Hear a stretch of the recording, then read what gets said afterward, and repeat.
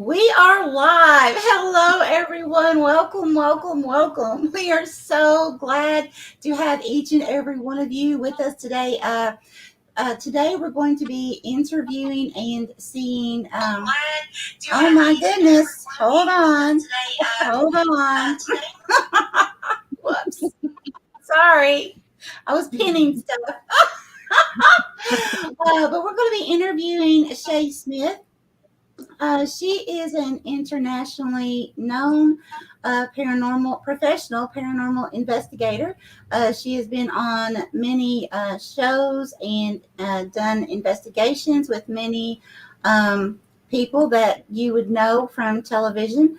So it's going to be very exciting. She's also going to give Stephanie a surprise tonight and by displaying her skills on Stephanie. So this is going to be really interesting. We're going to start things out.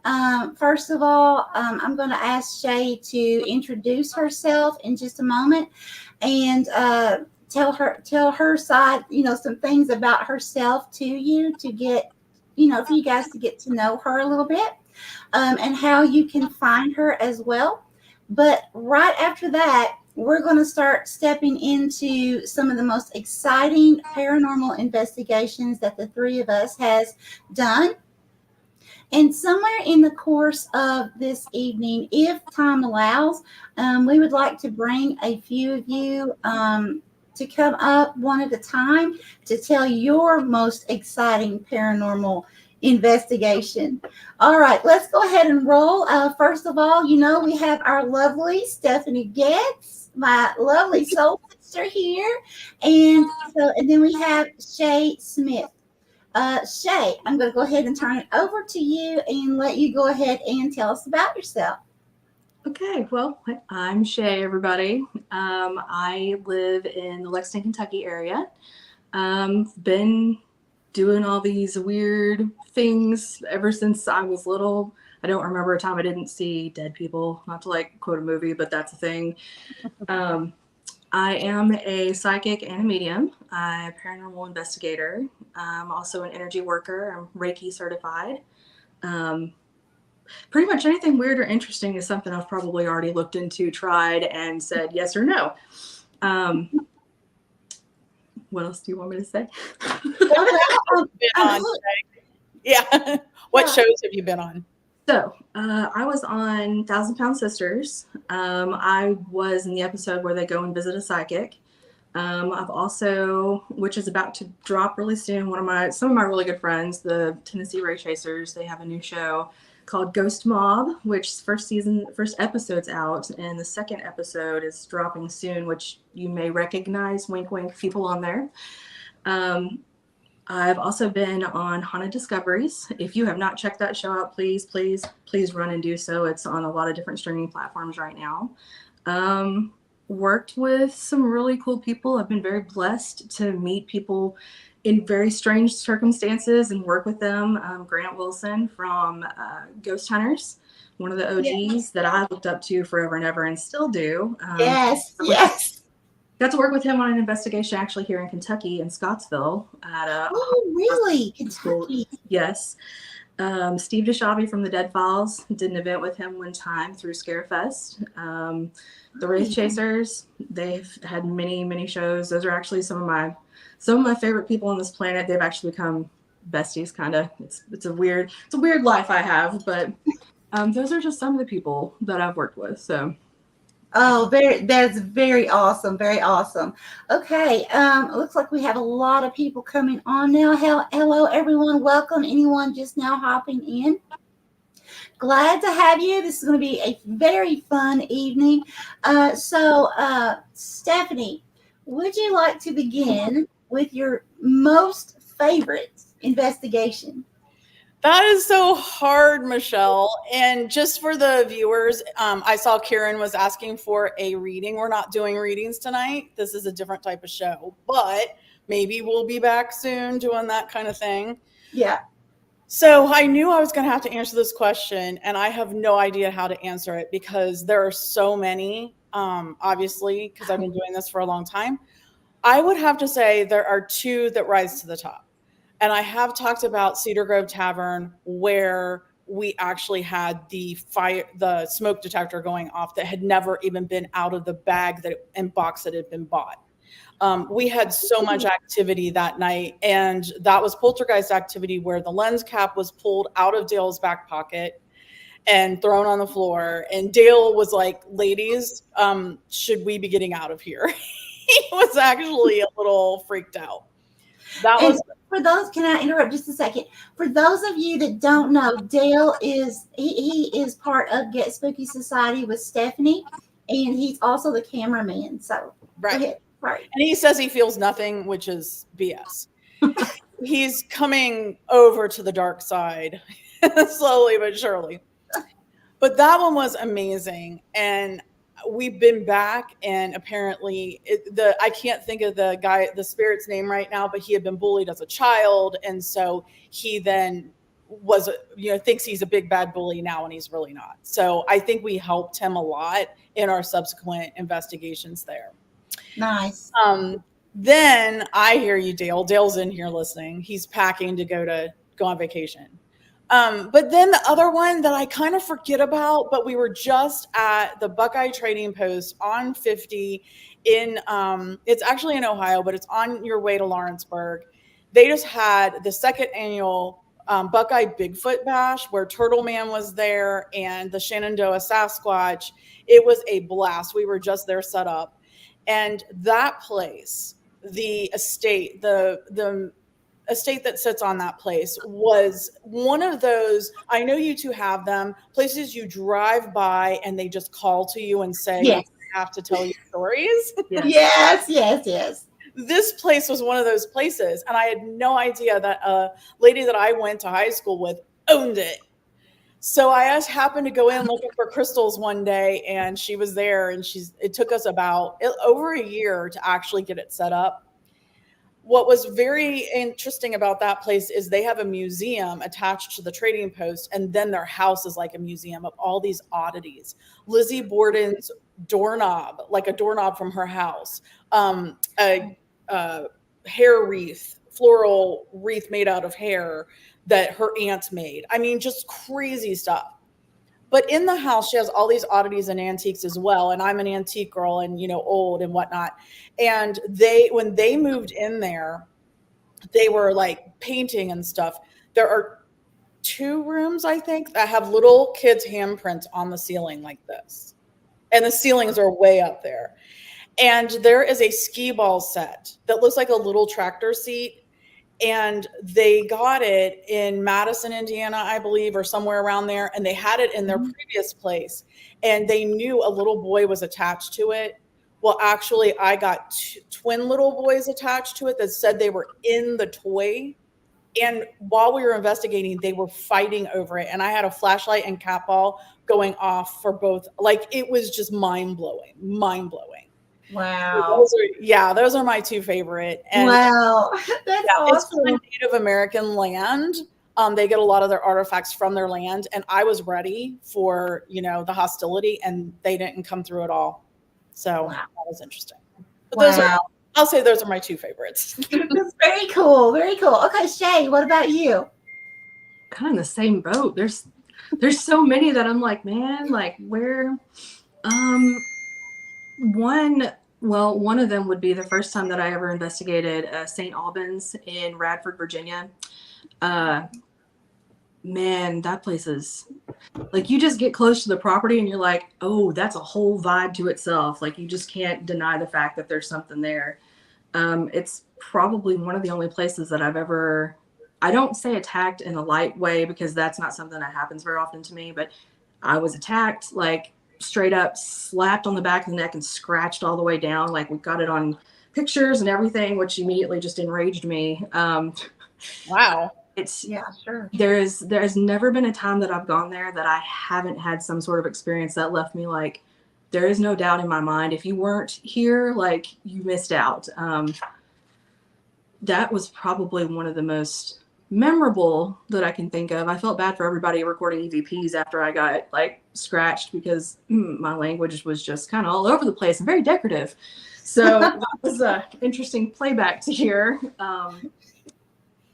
Another one, it's actually here in Kentucky. It's in Benham, Kentucky. There is an old schoolhouse, but we also got to investigate the portal, the mine that's there.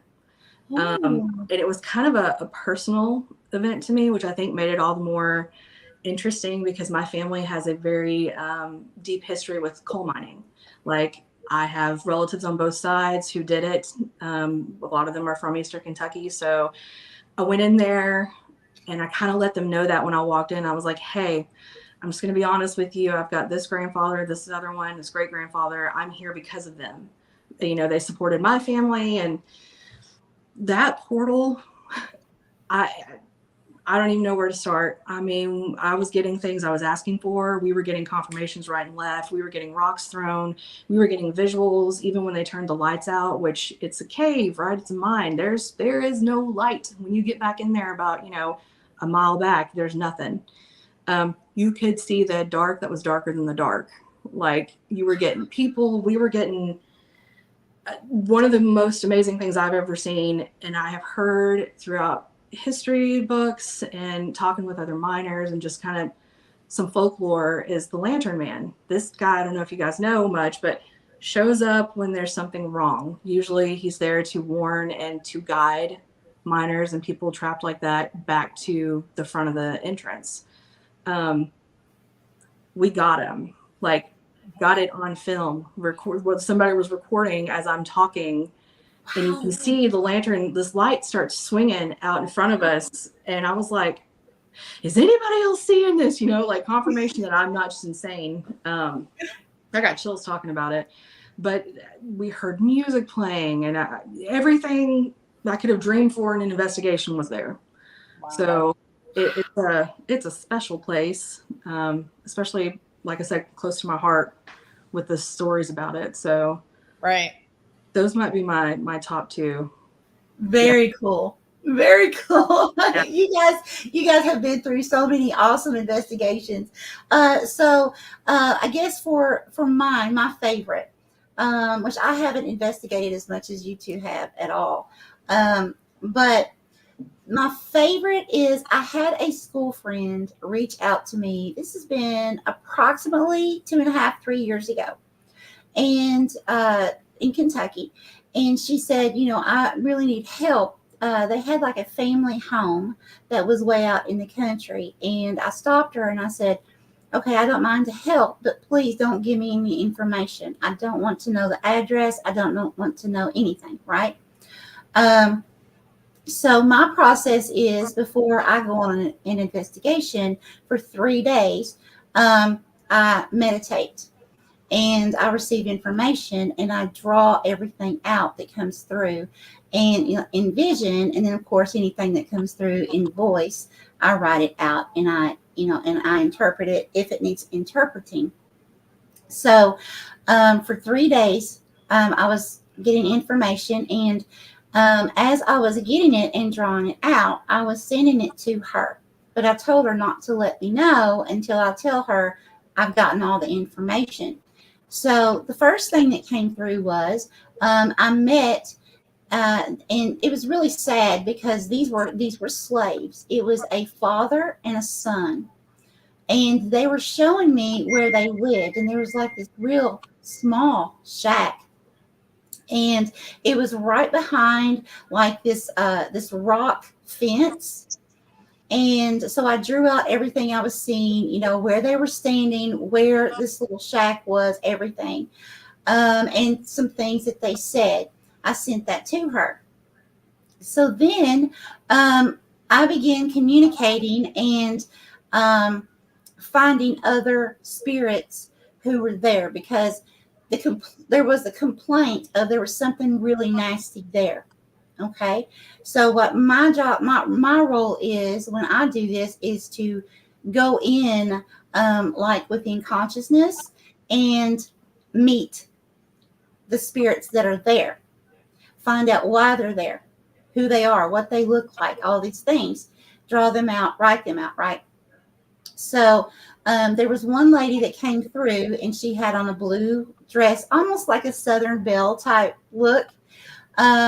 and she had hanged herself. I saw a tree. I drew the tree, drew the noose, and explained some things that she had told me about her. Well, then I was shown the house, and I could see the pathway, like a small gravel driveway. So, I drew all that out, and there was this entity that was a very negative entity. Now, it wasn't demonic, but it was very negative. It was one of these negative energies that wanted you to think that it was a demon, but it wasn't.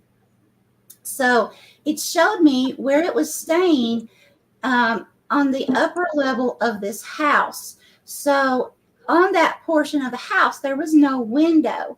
But anyways, so when I was communicating with this entity, it was just really, really nasty. I can't remember all the words and all that, but it was really nasty. And all of a sudden, it shows me this big, huge billboard, and it says, "Come get me." And I said, "Oh, you just dared the wrong person." So I sent all that to, her name's Angie. And I sent all these to Angie. And she's like, "Oh my God, this is the place. You just drew the place. You've never been there. I didn't give you the address." I was like, "Yeah, right." And so she was like, "We've seen this girl with the, the blue, like the Southern Belle type. We've seen her." And she said, "Where you're telling us that this negative entity is in the house, that's where we always have issues." So anyway, so we go to investigate, and it was just really awesome driving in and seeing that this is the place that's on paper, right? Because I still had the papers. I had only sent photos, of what I had drawn out. So it was really awesome because, being able to look, actually driving down the path that I drew, and here's that house and the section that didn't have a window. So anyways, we go through, and right behind this house is that rock fence, the slave quarters. There were slave quarters there. So it was like everything was coming into alignment to what had came through. So anyways, we all go to the front door, and we all heard a growl coming right from the other side of the door inside the house. And it started to freak them out, but, because they had the key in the door and they're getting ready to open it up. And then we heard this big, like something had more than kicked it. There was a really loud, like something really heavy, as if it had rammed itself into the door. And it was daring us to come in. And I told them, I said, "Okay, guys, here's the thing. It's trying to scare us away. It doesn't want us to come in." I said, "But we need to go ahead and show them who has authority." So we went ahead, and they went ahead and unlocked the door.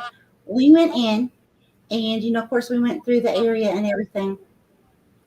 And when I got into that room, there it was. And I had to help cleanse it out, and it took a long time. It really did. It took, we were probably in that room approximately an hour, maybe a little longer. But we did get it out of the house, but it was still on the property. I had to cleanse the property. So we went outside, and there's the noose they showed me that was still hanging from where that girl had hung herself. All these years, it was still there. Then they're all like, "Oh my gosh, look, look, look." So out in the field, it was looked like a cornfield or something. It was nighttime, so it was really hard to tell, but it looked like corn. There were 3 ghost KKK people moving around. We're all seeing this, right? And it was just so sad, guys. It was just really so sad. It just hurt our hearts so bad. And so then we went to investigate the slave quarters. I feel spirit holding my hand. Oh. And there is where I could feel there were several there. There were more than what had came through to me earlier. And so we brought them all out into a circle, held their hands so we could set those that wanted to cross over so we could set them free. I had brought a candle and had that lit. We were in a circle holding hands with them. We were saying a prayer and helping them to see the light. And during that time, I had my eyes closed. However, there were several people that, of the family that had their eyes open. Of course, I guess they were interested in what was going on. And so they were actually watching, and they said something picked the candle up like this, as if it was looking at the candle. Well, during that time, again, my eyes were closed, so I didn't get to see that part. But during that time, and they're like, oh, the candle, I could feel that. I didn't see it this time, but I could feel that negative entity trying to interfere with their crossing.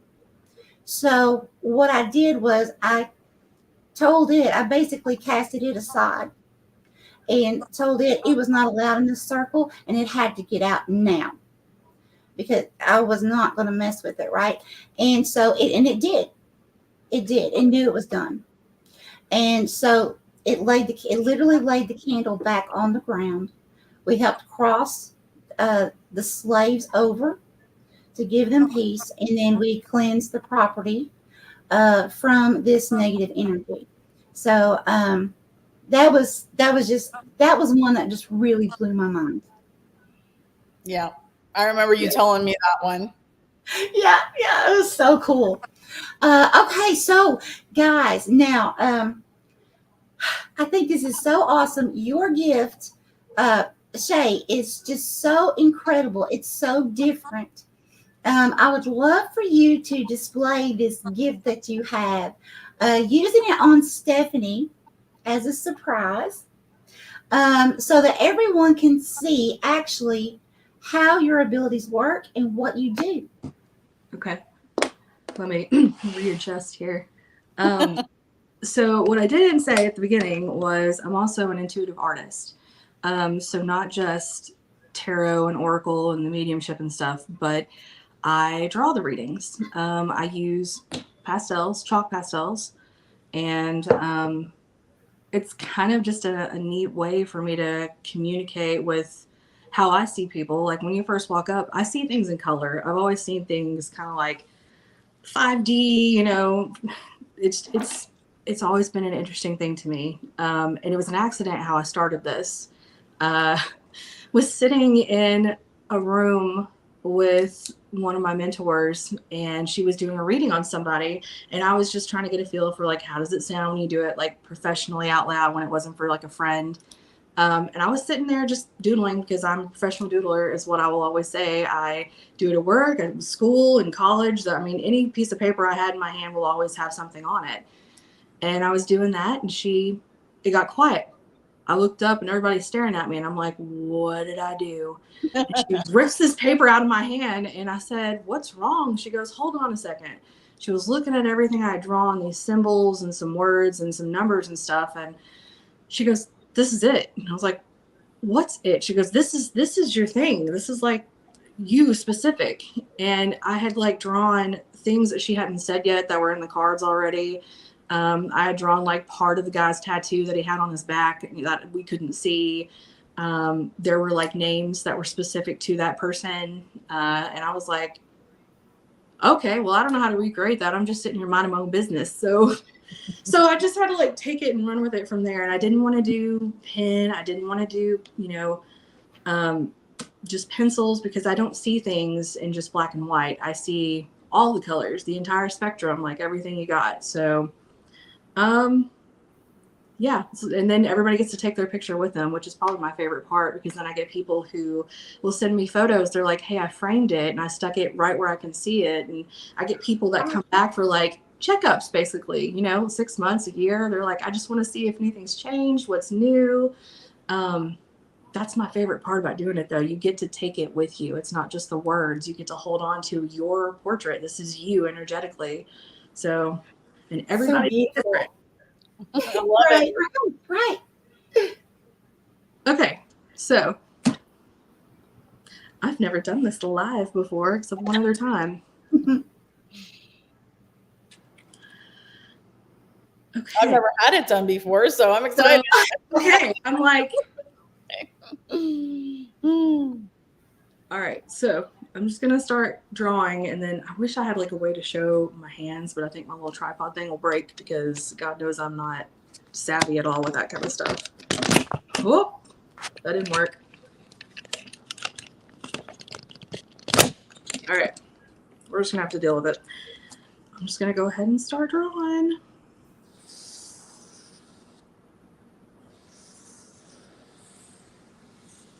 And then I also do it, it's just like getting a card reading. So like if somebody has a question or an area in particular that they want more information about, it works the exact same way. I usually end up drawing a couple cards at the end anyways, just for like closing statements kind of thing to wrap it all up. Okay. Sounds like we need to have her on a show where we do readings. Yes, absolutely. That was the same thing. You're up for it? Yes, always. Can you imagine Stephanie doing her thing, me doing the crystals, you doing your art? Mm-hmm. Oh my gosh, guys. I'm also thinking it would be amazing for the three of us to do an investigation together. Yes, it would. We need to do that. Let's do that. I have a location in mind. Let's do it. I have a videographer. Heck yeah. So we're set. We're set. We're good to go. Let's do it. Okay. So first thing. So a lot of the times the colors that I use will align with the chakras. Like those are some of the things I'll be like, hey, you need to work on this, or this is lacking, or this is out of whack. All right. So to start with, I don't know how clearly you can see this. So there, that's more better. That's a purple and a yellow. Now that specific purple that I use typically shows up when somebody is really tuned into like, you know, third eye, they're intuitive, they know how to read people, you know, things that you do. I will say this one though, where it's placed at and how it feels, I'm not just going to be the generic like, hey, you need to get like an attunement or like some work done on you, but please, can you please do that? Like you're kind of hemorrhaging out a lot of your power lately, and you're probably feeling the drain. But we had the moon and the eclipse and stuff, so that's part of it. But I also feel like you are forgetting to keep a little of that intuitiveness for yourself. Okay. Which hashtag we all do that. Anytime we give a reading, we're reading into a mirror, basically, is what I tell people, and that is the truth. Right. Also, being stuck at such a high vibration 24/7 is not easy. And the forgetting that we, you know, maybe ground every now and then, got to come down every now and then out of that vibration so you can reground yourself, feel human again instead of floating all the time. I know a lot of people that work at that high vibration, they enjoy that and it's good.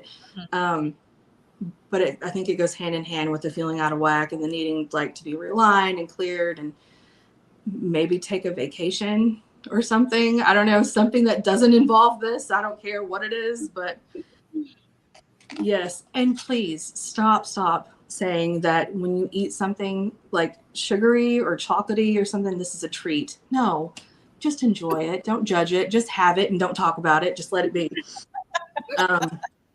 Yeah, Michelle.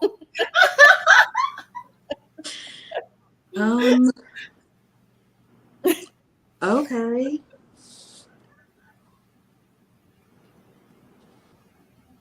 Having 54 projects in motion at once is difficult. I'm going to need you to narrow down this next book and or lecture that you're working on and actually like pour yourself into it. I think you keep going around with some ideas and you've got a bunch of stuff written. Just slap it on a page, let it go. Don't overthink this. Okay.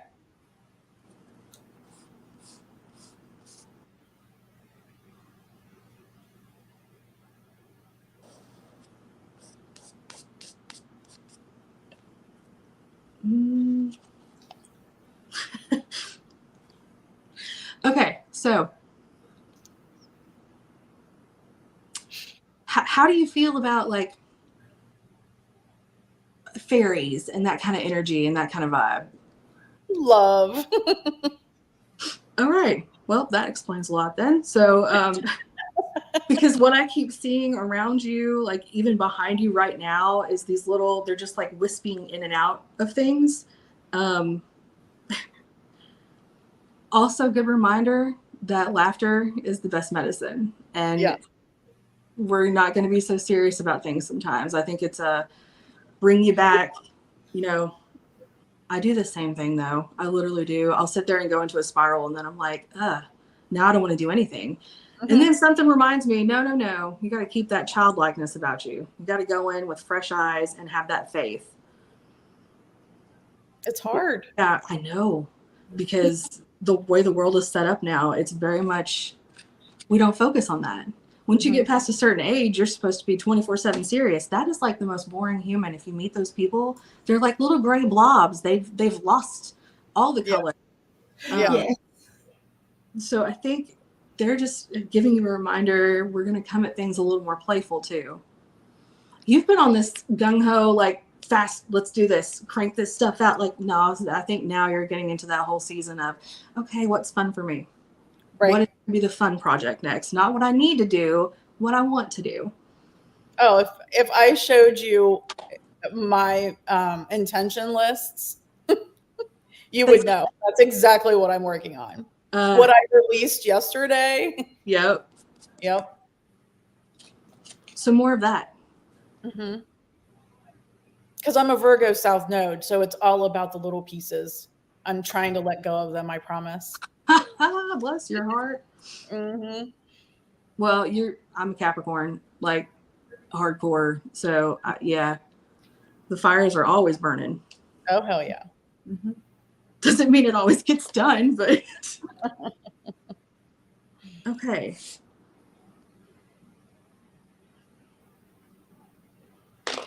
So that's interesting.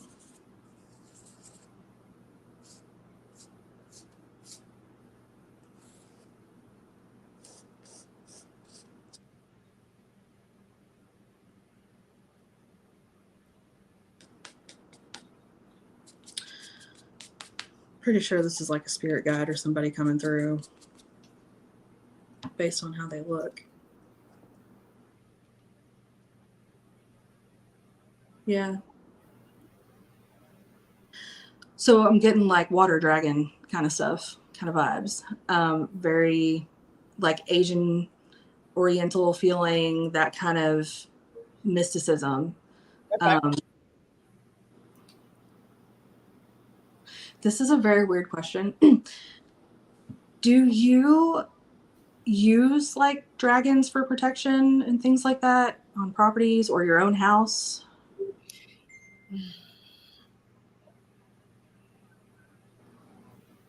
No.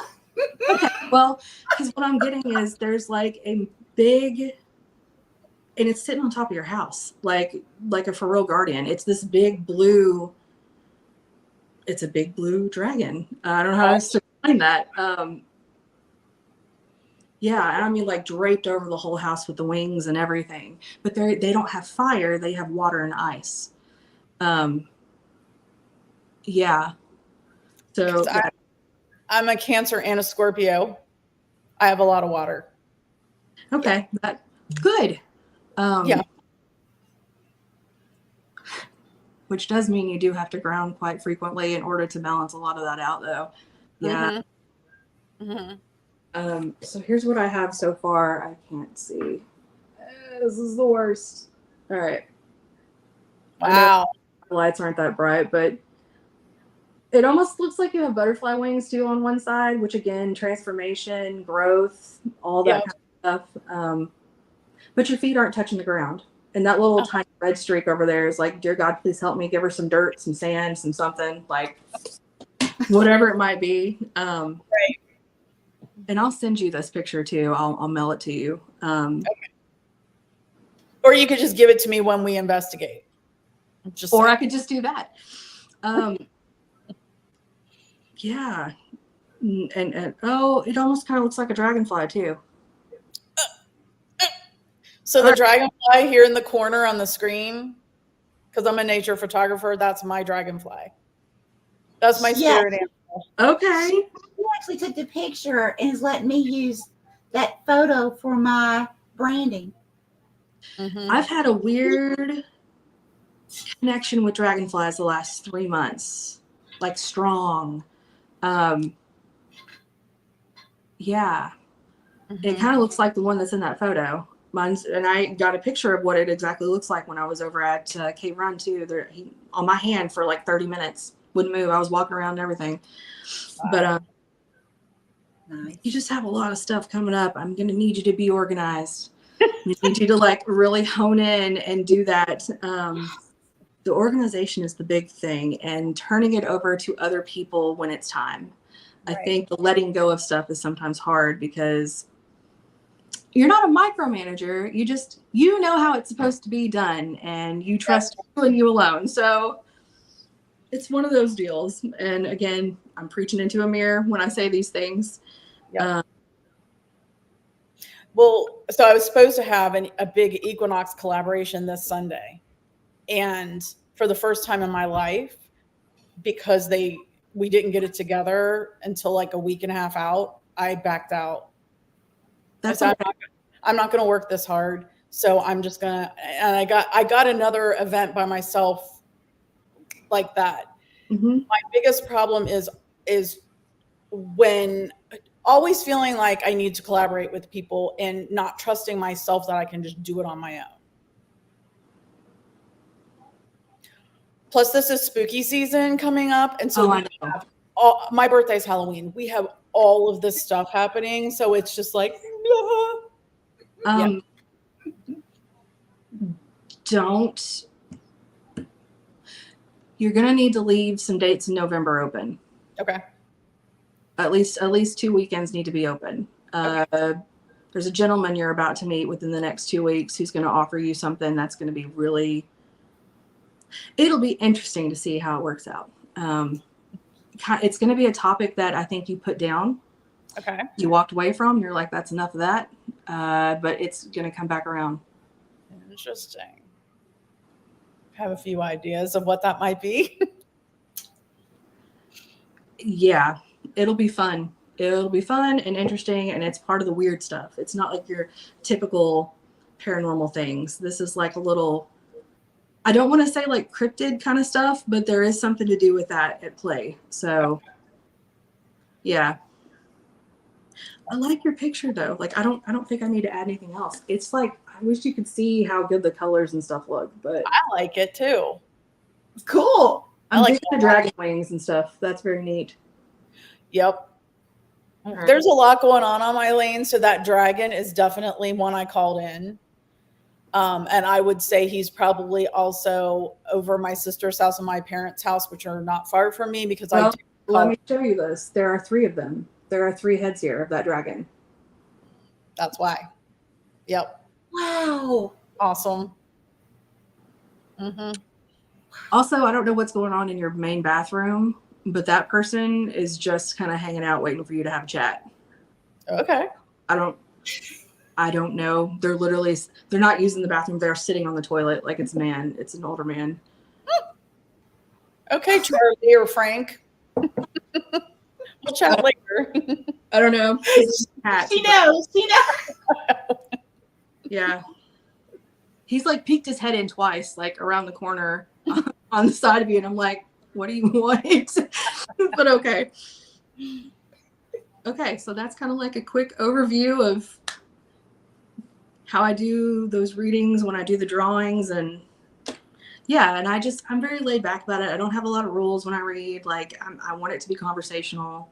I prefer it that way. Like, yeah, what you see is what you get. I'm not really any different when I'm not doing readings either. So it is what it is. So cool. So Shay, so what you're drawing the energies that you see, correct? It's the energies. It's, your aura, your energy, things. Think of it as me like taking a curtain and just opening it around you. And it's everything that's just yours and yours alone. Also, it's the channeling people who want to talk. It's the visions, the pictures that I get shown. it's everything. It's like a big old net. It's whatever comes through is what I'm gonna get. Nice. Awesome. It is so cool. Yeah, Very and so she's never ever met me before, and this is the first time we've ever spoken. So she knows nothing about me except what she's heard tonight. And I, have been struggling finding the right, because I have a lot of different gifts and talents. And so trying to finally let corporate America go for real and knowing I can sustain myself with my gifts has been really hard. And then finding the right avenues for those gifts. I've had a lot of visions come, I've had a lot happen this year. And it's been really successful, but it's just fun, to your point, finding that groove of that path. Yep. For sure. Yeah. 2024, when I every year has a theme, I think, and because of COVID, the last 3 years, everybody was just like at a standstill. Yeah. There wasn't any movement. And I said 2024 is an action year. Like, you either get up and do what you're supposed to do, or it's going to drag you into it. Right. There are one of two ways to go about this. So I have loved seeing all the things that have happened for people. Yeah. So. And I started teaching my moon class again. I taught one for 2 years with an astrologist, and now I'm teaching it again on my own. I needed a break. Teaching it again on my own. I have a handful of people, but what they're manifesting and what they're releasing is why I do it. So it's so exciting for me. And now that everything's moving forward again, it's like we've got the lunar cycles back the way they're supposed to be. And so things are going to start moving. That eclipse, this next eclipse, it's going to just explode. Yeah. Yes. Yeah. This is just so awesome. Shay, your gifts are phenomenal. It's so cool because yes, I definitely want us to investigate together. The three of us. I mean, this is going to be awesome. But definitely I would love for us to do readings together. Because, Shay, we can stream it on yours too. Yeah. At the same time. So yeah, that would be absolutely incredible. It's really awesome. So I believe now, if we have anyone, any of the viewers that would have any questions for Shay, if you have any questions, just figuring out about her, or like her personal life, her professional life, her abilities, anything like that. Or, of course, if you want to ask Stephanie or I about that as well, you are most welcome to. But after we get through with the questions, anyone that would like to come live with us, we can start bringing people up to tell your most exciting investigation. And if you haven't had the chance to do a paranormal investigation, by all means, if you've had a paranormal experience and it's just something that is very memorable to you, let us know, and we'll tell you how to get up here with us. Excellent. So I think Lori's question really moves us into kind of a topic that I wanted to talk about. So Lori is asking Shay, do you hear or see more with your abilities?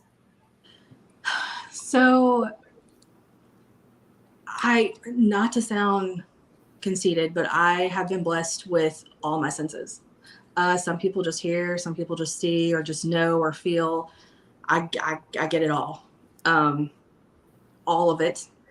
And it's upsetting to sometimes. I have a few friends, especially when I'm investigating, who don't see. They'll feel it, or they'll get like a picture in their mind's eye. I'll like be over here like, did you guys see that? And they're like, no, for the 100th time, we didn't see. And I'm like, I'm just kidding. But yeah, it was cool. But yes, I get it. I go through the same thing. Yeah. All same 5. exact thing. Mm-hmm. Yeah. And it is kind of frustrating because, people will look at us like we're nuts. I don't do that anymore. I'm just gotten used to that. Like my dream to be the old crazy lady on the street is high up here. It's happening very slowly. Yeah. Love it. Love it. One of the things that I've run into recently, especially since all three of us have investigated and we're all three medium or psychic medium, is that I try not to, so Michelle knows she's been wanting me to put it all out there. And I really don't talk about being a medium except for when we do these things live. There's a different kind of a sort of different audience. Some of the people that come to our lives actually also watch my videos, my investigations, but it's kind of separate too. So I did have some people lately questioning abilities, my abilities, other people's abilities, because in a lot of people's minds, if they watch too much TV, like, as in anything else, they think, oh, well, she's a psychic medium. She should know it all. She should know exactly who's here, what they're saying, what they're wearing, what they're doing. And she shouldn't have to ask the questions and whatever. So I think it would be interesting for us to really talk about the differences. The three of us are different. We all have, I'm completely open too, but I'm not probably going to see as much as you see. So I think it'd be interesting to talk about the difference between a psychic medium and a medium or a psychic, so that we can try to educate people so we're not as bombarded with that we're fake or we're this or that. Right. Yeah. Yeah, I agree.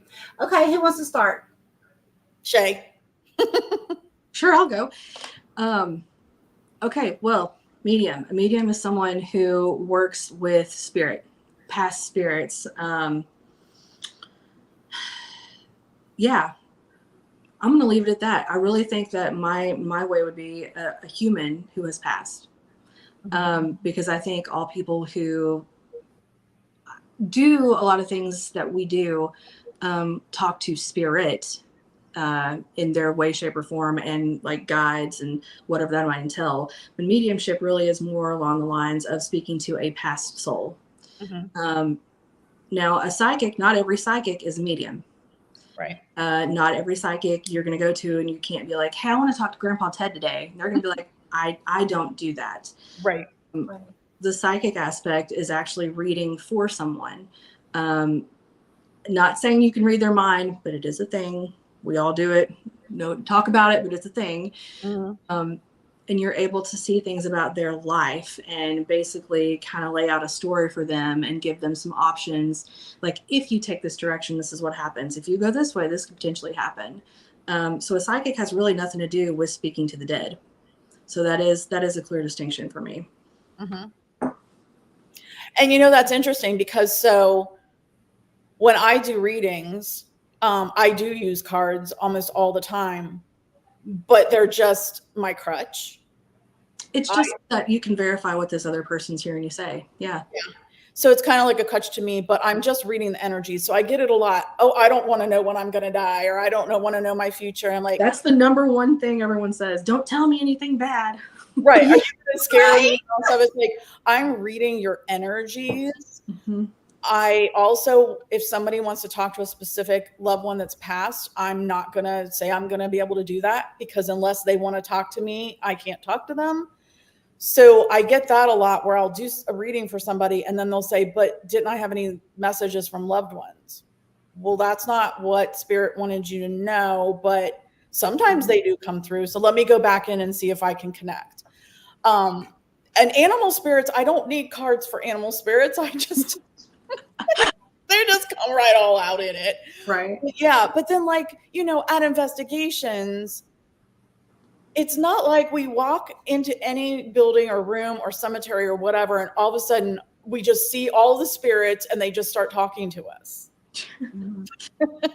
Sometimes yes, but sometimes no. Right.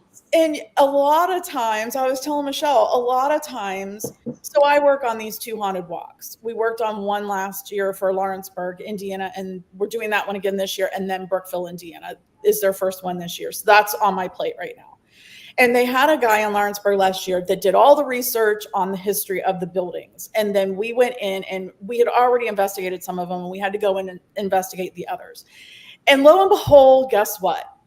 The guy that built the building, or the guy that murdered somebody or whatever, did not come through. They were not the ones that day haunting that building. And he just got so up in arms because, oh my gosh, now I can't piece the puzzle together and make it into this awesome story, because they think that the guy that built the building, or, and sometimes it's not even about the building, it's before the building was there. So I think that's also interesting. And people get upset when the one, you can't make it happen. Right. Yeah, I agree. That's so I've had several people, when I was doing personal readings, to do the same thing. That they asked, they want request to speak to a specific person, and I always have told them, well, I will try my best, but I need you to know that basically who's going to come through is who's going to come through, because I never can know who's going to come through. Right. And, like for me, for myself, is, since the NDE, I connect with all realms. And when I say all realms, I mean all realms, good and evil. And the thing is, I don't connect on a daily basis with evil. Absolutely not. I keep my home cleared, all that. But I feel like this ability being open is so that when I am helping people, I can go into consciousness and I can connect and see if there is a demonic entity, why it's there attacking someone, all these things about it, or if it's negative, who it is. And I feel like that's really why. But no, I don't just go around, connecting with them. Right. It's to help people, right. When people are having issues. But I could never promise someone that, oh my gosh, I'm definitely going to get information from Grandpa so-and-so, because I don't know. I honestly don't know who's going to come through, because I connect with extraterrestrials. I connect everything, absolutely everything. Right. So I never know what's going to come through, but all I can promise you is that whatever comes through is coming through. It's truth. Right. Well, and I think that should prove that we're not faking it, because if we were faking it, then we just fake it to fit the story. Yes. I have specifically, first I tell people it's like fishing. Okay. This goes for doing investigations. This goes for readings. You go fishing, you don't expect to catch something every time, and you don't always get anything. So, right. And that's my biggest thing. I'm like, I can put it out there and see if they want to talk, but do you want to talk every day to some? No, they don't change in the afterlife. Like if they didn't want to people much, they may not want to today. So, right. But it's the same thing investigating as well. Yeah, I just look at it like that. Because you can go to a location several times and get a completely different each exactly time. And I love it when I'm somewhere and somebody says, so do you feel anything here? No, I wasn't trying to. I don't know. I think it's just hard for people to understand that you watch the television shows with people who are mediums. And it's, they're seeing people 24/7. My favorite way to look at this, I don't know if anybody's seen this, but the movie Paranormal. If you haven't watched this, I'm telling you, this probably explains like 50 to 60% of what mediums experience. We don't just walk in and see people riding a horse around, on the battlefield. Like, right. We can choose to turn it up and down, like, how much we want to let through. And that's for our sanity half the time. Right. Yes. If you work a real people job, is what I call it in the normal life. Yeah. Sometimes can interfere with things. I work in the medical field. It is difficult in hospitals and stuff like that if you don't know how to kind of filter things through every now and then. Oh, I can't even imagine. Yes. You walk in a patient's room who's, hanging by a thread, and there's like all their relatives, and you're like, I'll be back. Like, right. Oh my gosh. Yes. While we're talking about this, oh my gosh. So Shay, because those of you who are new, I'm a retired nurse too. So it's like, with the medical, okay, there were always so many complaints by people I've worked with, especially working night shift, seeing the doctor with the medical bag. Have you experienced that? And it doesn't matter where I worked. There was always this doctor with the medical bag. Have you? So I've seen something similar to that, but then I looked deeper into what it was, and it made more sense to me, what they actually were, and it wasn't a bad thing.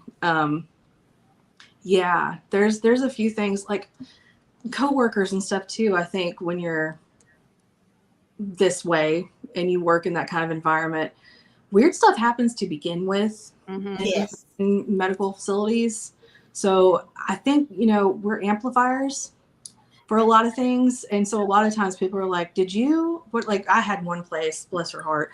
There was a girl I worked with who was terrified. I mean, terrified of anything. She'd ask, is there something here? And then go, no, I don't want to know. Here's stuff like in the x-ray room. We actually gave the spirit a name, and like every coworker I've had finds out eventually, because I'll either say something that they're like, how did you know that? And then I'll be like, or I'll be talking to myself, and they'll be like, who are you talking to? And I'm like, nobody, just having a staff meeting by myself. It's fine. Don't worry about it. Because you have to be competent, right? I went through the same stuff. I mean, you have to be competent when you work medical. Yeah. You got to be on your toes. So. Yeah, and this is not competent. Right. Well, so I am not in the medical field, but I have a really hard time being in hospitals and also funeral homes. And even as much as we try to shut it off. So thank God my awakening really happened after my cancer, after I did all my hospitals. So during COVID, I had to go I had to go for my annual, and they didn't have the people in the labs. So you just, would go in, do the labs and be gone. I had to go in what they call the cattle room, where everybody else was, to get their chemo. And I didn't know anybody, because I've been out of this for years. 2013 was my last. So I've been out of it for years. So I didn't know any of the nurses. I didn't know any of the patients or whatever. And they're just all, in the cattle room. And I'm just like, I didn't shield, and I was just bombarded. So I sit down. They finally told me where to sit, and I sit down. And while I'm sitting there, there was these two older ladies catty corner from me, and the one's machine started going off because they needed to change her drip. And all of a sudden, her spirit came to me and told me and showed me and said she's not going to make it. And I was just like, and I start bawling, And the lady herself just looks at me like, why is she crying? And then the nurse comes over. She says, honey, you're just doing labs. You're fine. I'm like, just get me out of here. What am I going to say to her? Please, just get me out of here. And she's like, okay. Don't ever send me in there again. Dale says that he has had very few instances where he's had a vision, and simultaneously I start asking a question to the spirit perfectly in alignment with his vision, but he doesn't feel anything, girls. Nothing. Dale. Okay. Dale, you do have abilities that are opening. Right. And then Beth, that's awesome about your fireplace being on the cover of a paranormal magazine. Ooh. So Kelly Allen says, my granny had healing powers, and it is passed down every third generation. I am one of the third, but unfortunately all of the elders have passed, and me and my cousins were left in the dark. So I'm assuming she's wanting to know like how to work with it. Mm-hmm. Well, honestly, start small. Yeah. I started taking some free classes. There's a lot of resources online, like energetic healing work. Also, one of the best things I can say, especially for her, the hands, when your hands get that tingly, burning kind of feeling, like they just will. There's no other way to explain it. See when it is that happens. What are you talking about? Who are you around? What's your environment? Are you cooking? Some people have that. It's not just about the laying of hands on people. And cooking is also a form of healing too. And I think that's important for me to tell her that. Mm-hmm. Cooking is a way of healing, hint, hint. But yeah, just the internet's full of good resources. Right. And start small. And there's a lot more healing centers opening up. So if you can maybe find one close to you and maybe take some, a lot of them have free classes plus paid classes, maybe start with that too. So what was the question? I was reading someone else's comment that was really long and I totally missed it. What are we talking about? She said, Kelly Allen said her granny had healing powers and it passed down to every third generation. She's one of the third generation, but unfortunately all the elders have passed and her cousins were left in the dark, like not knowing how to use it. So, okay. If you, Kelly, if you haven't watched my recent, well, it's my only episode so far of Shine, it's under the live tab. I actually taught something. Now, everyone has their own way of healing. Okay. But I did teach something that I was taught by extraterrestrials, how to heal. And it's the way that Jesus actually healed when Jesus was here on earth. Okay. So now you can try it. It does work. It helps heal physical, mental, emotional, all of these things. But and you need to watch the whole thing from beginning to end, Kelly, because and you can always reach out to me if you have any questions about that, because I'm sure there's things that I did not describe. I will be doing those from time to time. But my point is, what I have in there may not work for you. Like these ladies are saying, you know, we're all open to everything, but we each have our own unique abilities that I feel like when we come into this earthly plane, that we are supposed to be using more so than maybe the next person, right? And that's what makes us more unique. So, but definitely check out that Shine video and see if that works for you. And do also, as these ladies have recommended, and I'm sure that if you allow spirit to guide you, just ask your angels, you know, your spirit guides to help guide you to the correct information. You will find it. As long as you have trust and belief, you definitely will. You will find your way back. Right. Say it out loud and set that intention out there and see what happens. Yes. Right. Yes. And then It's John 40 says, is it possible for a demon to visit you in your sleep? Yes. All together now. Yes. Yes. Sure. Since age 3, I started fighting demons at 3. Yeah, I was about that age. You, Stephanie? Yeah, I wasn't. Well, I can't say that because I know that I used to have a lot of night terrors when I was young too. So probably. Yep. But I can say for a fact, demons, okay? Because now, you know, guys, I'm 52, okay? So from 3 to 52, all these years, I have been connecting with entities, right? And I can literally tell you there were many, because of the way I was raised, and it was a lot of fear, okay? But fear-based religion. That everything was demonic, okay? And I can say that is not true. And I can also say that there were many that came through when I was 3, and, you know, since that time, that were scary, but they were not evil. They were actually people coming to me the way they had passed away. And sometimes they would come through blue because of loss of oxygen. But as a child, that's scary. Okay, right. Spirit's pulling my hand. What are we doing? Where are we going? Where are we going? Spirit's taking me to the comments. Where are we going? This is crazy. Love Spirit 888.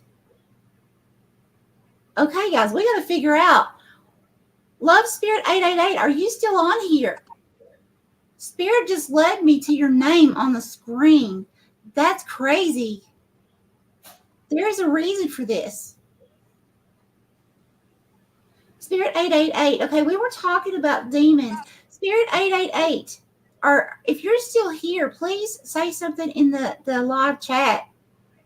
Are you having issues with negative energies? There's something going on here, guys. Well, we've had to cross people over during our lives before, so it wouldn't surprise me. Right. Feels like a siphon. Wow. Okay. So while we're waiting to see if that person is not still on here, I do most definitely hope they come back and see this. That's wild. Okay, so back to what we were talking about though. Yeah, Jack Mack said demon in your sleep. That's scary. Oh yeah, absolutely. Hey, Yeah, well, because you are most vulnerable when you're sleeping. The veil is thin. You're most vulnerable when you're sleeping. That's why they like to attack in your sleep. I had night terrors for years after I moved into the house I'm in now because of whoever's in my bathroom right now. He's cool now, but we had some issues. But yeah, so that's why I have a special prayer that I had to say before I go to sleep, and it made everything go away. So, yes, definitely. So Jack Mack's wanting to know, Shay, when was your first ghost experience? Oh, okay. Let's see. So as far back as I can remember, there's about 2.5 years between me and my brother. We shared a bedroom up until I was about 5. And the first things that I remember seeing, one was a lady who it creeped me out to this day. That still creeps me out when I think about it. She would stand. My bed was over here. My brother's crib was set up across on the other side of the room. She would stand on the right side of the crib and have her hands over like this. I know it was an old lady. I know she had on all black, but she had a hood on. Like, I have chills thinking about it. And she would watch my brother sleep. I can remember waking my mom up because I was, you see things and you're like, first of all, your family thinks you're imagining things and you're that little, which some of it could come into play that way. Yeah. But I know in my core that this was not one of those times. I remember seeing that lady in that house. I remember seeing men, soldiers, who I could look out my bedroom window into the backyard and they would walk up towards the house and disappear once they hit the window. And I would see them walking in droves of people. And I learned later on information about that property when I was about 13, 14. It was one of those, oh, yeah, you're right. I forgot to mention that was used as a medical facility during the Civil War when they were doing the raids through here. And I'm like, y'all had me thinking I was tripping out as a child. No. So, but Right. I vividly remember this old woman. I'm still not convinced it was a human, but I can't be sure. But as far as the men go, yes, ghosts, hardcore ghosts. And they were like white, blue, gray. And they would just disappear. They'd walk as close to my window and just be gone. So Jack Mack said, oh, hell no. Would have ran through the wall. Welcome to my life. Yeah. Right. Yeah. Okay, so on that note, being a child medium or a child psychic medium and having no mentor. Did you have a mentor when you were a child, when you were 3? I did not. I didn't actually find a mentor till I was in my 20s. Right. And I've never had one. I got very lucky. And it was, I want to say, there's no coincidences. It was just being at the right place, right time. That is something that I wish I had had. I knew that there were people in my family with spiritual gifts. So, I mean, there's a few things you just kind of knew, but I've always been the one studying the strange religions, anything creepy. Like, I was the 8-year-old in the library who's over here buying, like, Dear America books, but I was also checking out ancient Egyptian cultures and the Book of the Dead. Like, so I've always been that way. I studied a lot of things. I watched, when a lot of the paranormal shows were first coming on and first kind of taking off on television, I was like, oh my God, there's other people like me. Like, right? Legitimately. Paranormal state, baby. I've met and I've investigated. I didn't mention that. Like, I've been to some investigations. I've met Chip Coffey and stuff before. Like, there's just so many things that now, as an older person, I'm like, Jesus, I wish someone had been there to just tell me a few of these things. You're not crazy. I mean, I went through a phase where I tried to shut off all the stuff. Mm-hmm. I've never felt more alone. I've never felt least like myself. It was a very rough time for me. And I was about 16, 17. Thankfully, one of my best friends to this day, even, she also was into all things spooky and weird. And she practices things now. Like, she stands in her truth. And as I'm a mom, I have a child, and my child is gifted as well. So I have made sure to make a different type of environment for her than what I had. And I think that if I preach nothing else in this world, that is me saying that about children who have abilities and things. I'm actually in the process of coming up with like some classes for that. And I've thought about writing a book and things because I feel like it's huge. It's huge. And when people don't believe you, and it's already hard for kids to have people believe them for a lot of things, not just metaphysical. So I'm like, I don't know, if you learn to stand in your truth kind of early, nothing can mess with you. Like, you are that stronger. So high five. Yes, high five. I'm telling you, that is so true. And which, when you grow up, just like my dad, and he's watching this. Hi, Dad. Love you. But when you grow up and you have certain belief systems around you, and you have these abilities, and my dad and most of my dad's family and my real mom, it come down from both sides. I had these abilities, and some of my real mom's people. So it's like it came from both directions. But there was if it's not an angel or God or Jesus, it's demonic. Right. It's witchcraft. It's horrible. You're a horrible person. You don't do that. I went to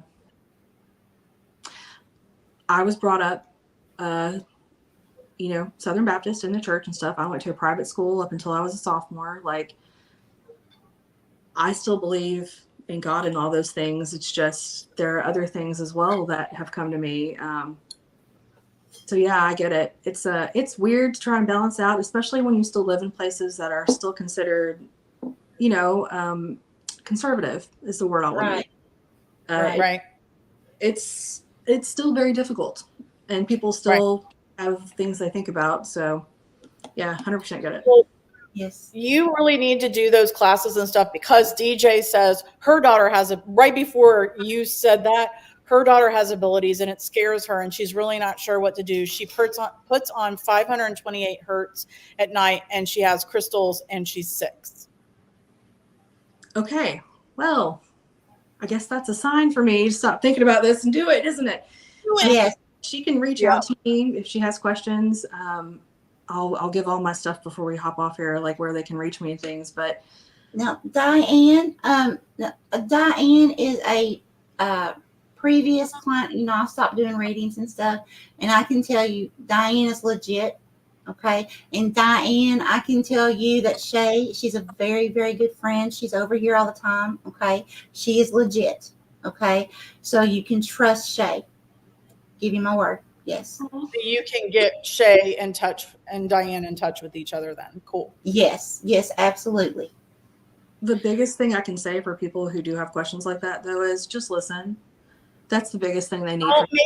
Don't make it seem like it's scary. No, because what they're seeing might not scare them, but it might scare you just because you're like, oh, I've seen the movies. I know how this ends. Like, that's not always how that works out. But being there to listen to them and let them and tell you what they're seeing Right. That's the number one thing. Don't pass judgment. Ask, do you want advice or do you want mom to just listen? Right. Like, that works for all ages. So now, Marcia had a question way back. And she wanted to know if any of us, I think she said time slip. I think she means time travel, like, not time travel, but what do you call it? Remote view? No, like how we talked before about Astral? No. Remember how Chris went way too fast and on the highway? What is that called? Oh yeah, there was missing time. Yeah. it's a time lapse. Like UFO missing time. Yeah, but there's a like time. Yes. Jump. Yes. Whatever it's called, there's a word for it, but yes. Yes. Yeah. Yes. And so Jack Mack said, I have a question for all three of you. Have your families turned their backs on you because of your gifts? Yes. Mine haven't. Well, my immediate family hasn't, but some of my extended family have. Yeah. There are some that I know don't approve, but they're still supportive of me in the way that they can be. It's just not something we might openly discuss. So I've been very lucky. It was a hard thing at first to come out of the broom closet, more or less is what. So yeah, I've been very blessed. My family is usually supportive of me. I only have a few cousins that have tried to read the Bible to me, so. And Jack Mack, actually, the video that I made a while back about the kidnapping, right there is part of it. Right. Not everyone, but part of the people. So I'm talking about a timeline jump, and then Beth says a slip in time. Was that you or was that Marcia that talked about it, Beth, or both of you were talking about it? What do you mean, a slip in time? Is it like a timeline jump?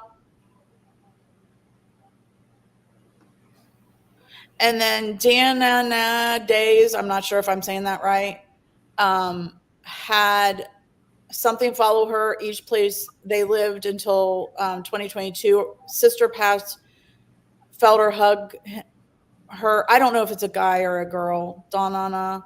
And now nothing's following her. She feels like her sister is her guardian. And that could very well be. That could very well be.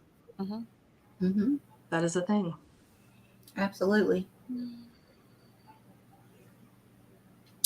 Darren wants to know if we can make out the faces of spirits. Absolutely. Yes. Is that my baby on here, Darren? No.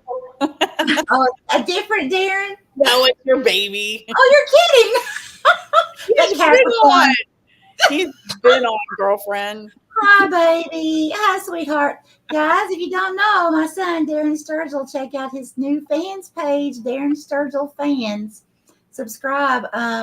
When he gets the first 1,000 people on there, he's going to start coming on there and actually talking to people live, bringing you guys up with him and all that good stuff. So kind of like what we're doing here. So, and giving away a lot of free merchandise of his, free CDs, all these things too. So make sure to check him out. That's right. And one of my favorite songs is the one that you guys sang together. Oh, I'm mom and I'm so proud. But I love it. I love it. That will always be so precious to me, for sure. Okay, so Beth said I was driving and suddenly it was hours later and I was where I began driving. So it was you. I was getting you in Adventures Unseen. Marcia swapped. So you're not saying a timeline jump. You're saying missed time. Yeah, time I have not had that happen. I have. That's what happened with Chris, my ex-husband, recent ex. There's many. I've jumped ahead.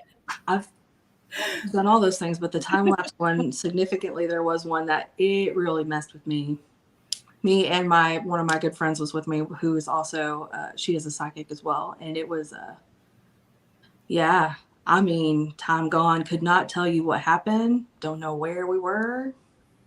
Yeah. Freaked me out. It was in Wilmington, North Carolina. That's cool. So like one time I switched timelines. Stephanie's gonna remember this because I was like freaked out. So I had bought some really nice these like these hot pads. They're really big. They were really really big. That spread out over your counter, right, when you have hot pots and stuff to sit them on. And they were humongous. I had two. I had washed them, and I had washed them many times before, and I did not use I always wash in cold water. I never use hot water unless it's something I need to sterilize or something. So anyways, there's no reason anything that I did to make these things shrink. And guys, I tell you what's the truth. So it was like I bent over, like I literally was like bending over into the washer to pick them up. And right in that moment, I had this aura. And at first I thought, I was having like something going on, to where I was, like losing my balance or something like that. And I grabbed them, but I didn't feel dizzy. That's the thing. There was no dizziness, and I could still see well, but I could feel like some kind of aura. Something had changed. Something was different. And so here I was, and I was reaching down in there, and as I pulled them out and I stood back up, I looked at them, and they were like less than half the size. So I literally, I yelled for my recent ex. My recent ex-husband, I yelled for him, and I was like, honey, please look at this. Did these look smaller to you? They shrunk. And he's like, what did you do to them? I said, I swear I didn't do anything. He noticed it too. So somehow something happened. They did not shrink. Okay. It was not a situation because, first of all, these were not things that would shrink in cold water. Especially both of them at the same time. Like I said, I'd watched them too many times, and it happened. But I could feel like something was different. Something wasn't right. It wasn't the same anymore. Mm-hmm. Yeah. Beth said, she was the one that said that it was like hours. She was driving, and hours went by, and she ended up like she never left. And the passenger's first words were, "You didn't even turn a corner." Marcia says, and Beth used to live in Maine, but she's in North Carolina now.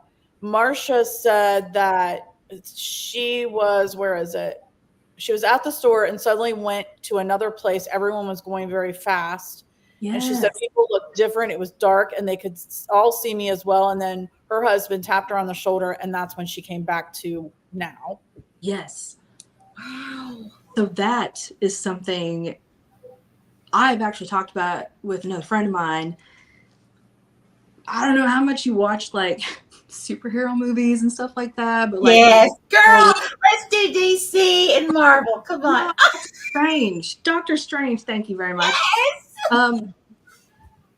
From what I've experienced a couple of times myself and some other friends, I wonder if you haven't like slipped into that in between. It's in between the different levels of consciousness. It's kind of almost a space where I think a lot of spirits end up sometimes when we're investigating, kind of how they can see us, or they can't see us, and vice versa. It's like a two-way mirror almost. That's been a thing. You might have accidentally slipped into that in-between space. Yeah. One day when we were talking, the group was talking a lot about timeline jump. And I went to have my lymph drainage therapy, and it's a 45-minute drive. And so I was running late because of traffic, and I had to go to the bathroom. So I text Cheryl, and she's one of those that you can see when she's read it. So I text her and I said, I'm right at the light. I'm going to run into the bathroom because the bathroom's outside of her office. Like there's a couple offices there. And so I said, and I'll be right in. I'm here. So she didn't read it. She never answered or whatever. So I went to the bathroom. I came out, and the door to her office was locked, and it had like this skinny frosted light, and I could see that there was no lights on in the place. So I was like, what the heck? I've never gone there and the door been locked. And I've never met any of the other practitioners. It seems like they're never there when I go to see her. So I'm like, what the heck? Now, she had just been re-diagnosed with breast cancer. And so I knew she was going through a lot of stuff and whatnot. And so I thought, oh no, what, did something happen? Is she sick? I just talked to her that morning or whatever. So I went out and I sat down on the step and I'm like, now what am I going to do? I'm not going to drive all the way home. I needed it bad. I was so swollen. And so I'm sitting there and I thought, okay, well, her kids do not know me, but I found them on Facebook through her Facebook. And I messaged both of them. I said, I'm really worried about your mom. She's not answering my text. She's never done this before. She's never not been here before, whatever. And her daughter did get back to me right away and said, well, I just talked to her this morning. She's fine. Let me try to get her. So she tried her. And she's like, well, I'm not getting anything from her yet. So then a lady walks out from a different office, walks out, and she says, can I help you? And I said, well, and she's, oh, I haven't really seen any of them today, whatever. So I'm just sitting there like, now what do I do? Like, what do I do? So I'm just sitting there. And you know how you can hear when an outer door sucks? When somebody's opening an inner door and you hear the outer door suck in, I hear that. And I turn around and there's a client coming out of Cheryl's office. The lights are on. They're all there. Isn't that crazy? So I go in and I see this other woman and I said, I had an appointment with Cheryl at 2:00. It's now 2:30. She goes, well, she's got a client. And I said, what? I was just here and the door was like, what is happening? And then when Cheryl finally came out, she goes, I got your text. She said, your appointment's tomorrow. I said, no, it's not. It's today. And she's like, I'm really sorry I messed up. It's tomorrow. And I'm like, I don't even know what today is now. It was bizarre. Completely bizarre. It sounds like Twilight Zone. So I had to leave and then come back the next day. Yeah. I know. I remember that. I remember you telling me about that day because you were like really twisted about it. You're like, oh my God, I can't believe this just happened. Yeah. It didn't even take me it took me just a minute to wrap my head around what had even happened. Right. Yeah. Jack Mack wanted to know if when you have ringings in your ears, is that your ancestor trying to communicate? Well, for me, it's like different ears for me. My left ear it's a signal from my spirit guides or my angelic celestial team. I'm picking up on their frequency when they are getting near me, like really, really close to me. I hear them. Now, my right ear, now that's if it's at a high pitch, okay, because there are low pitches. And if you guys ever hear a low pitch, that is a very negative, like a woo, very negative energy around you. So know that. But my right ear, high pitch, that is actually like extraterrestrials that are tuning us per se to a certain frequency as we are awakening. Yeah, that's my experience. What do you guys think? What's happening with you guys? Are you getting it, Shay, at all? Any ringing in your ears when? So I'll get it, and it does. There's different pitches, but the lower one for me is not the negative. It is more earthbound things. Okay. The high pitch though, like technically that's either my guides or angels or something. It's usually when I'm getting a download or I'm not paying friggin' attention and they can't get my attention any other way. But I will say download is the word that I use, the way that I get an update basically. But yeah, there are different pitches and it does depend on the ear. Typically my is the one that I'll get the higher pitches in. The right side does tend to be more the here and now kind of stuff. And I have ringing in my ears all the time, so they really have to ring if they want my attention. That's what I'm saying. It's kind of like almost hurt. Yeah. So. Yeah. Do you guys feel like it's more of a personal thing? Yes. Like, well, see, I do too, because I have come across, different, and I actually had, when I was starting to wake up, I was researching ringing in the ears, and you find all this stuff, right? And some of it's true. But you got to be careful, right? You've got to use your intuition on things that you're researching and what's right for you.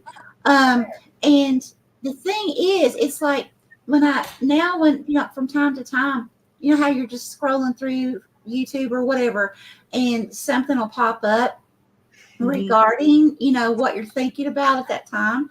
And I'll click on it, and it's like, wow, but that doesn't resonate with me anymore. So it's made me wonder. I'm glad we're having this discussion. It's really made me wonder, because I've had other people ask me about the ringing in the ears, and I really do feel like, because here's the thing: does everybody communicate with extraterrestrials? No. Does everybody believe that extraterrestrials are real? No. So I feel like our guides, of course, know our intentions. They hear our thoughts. They know our belief system.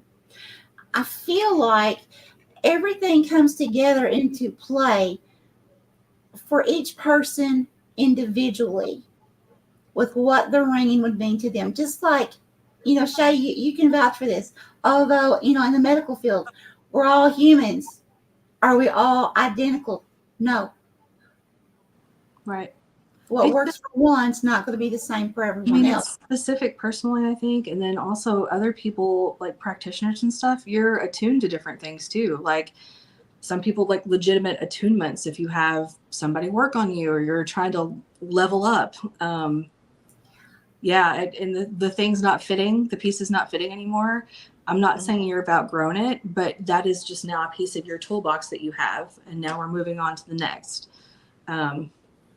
It is kind of level up, I think. Yeah. Yeah. Have you ever had the, I see a lot. How I scry is not the way Michelle scries. I scry with my eyes closed and I can just see everything. And have you ever had that where just like, it just flashes numbers and letters and everything just, yes. Yeah. There was a show on TV like that where the guy would have that. Yeah. But then he would know what to do. I forget the name of it. It's so many years ago. And then I'm like, okay, that was a download. I have no idea what it was about. Yep.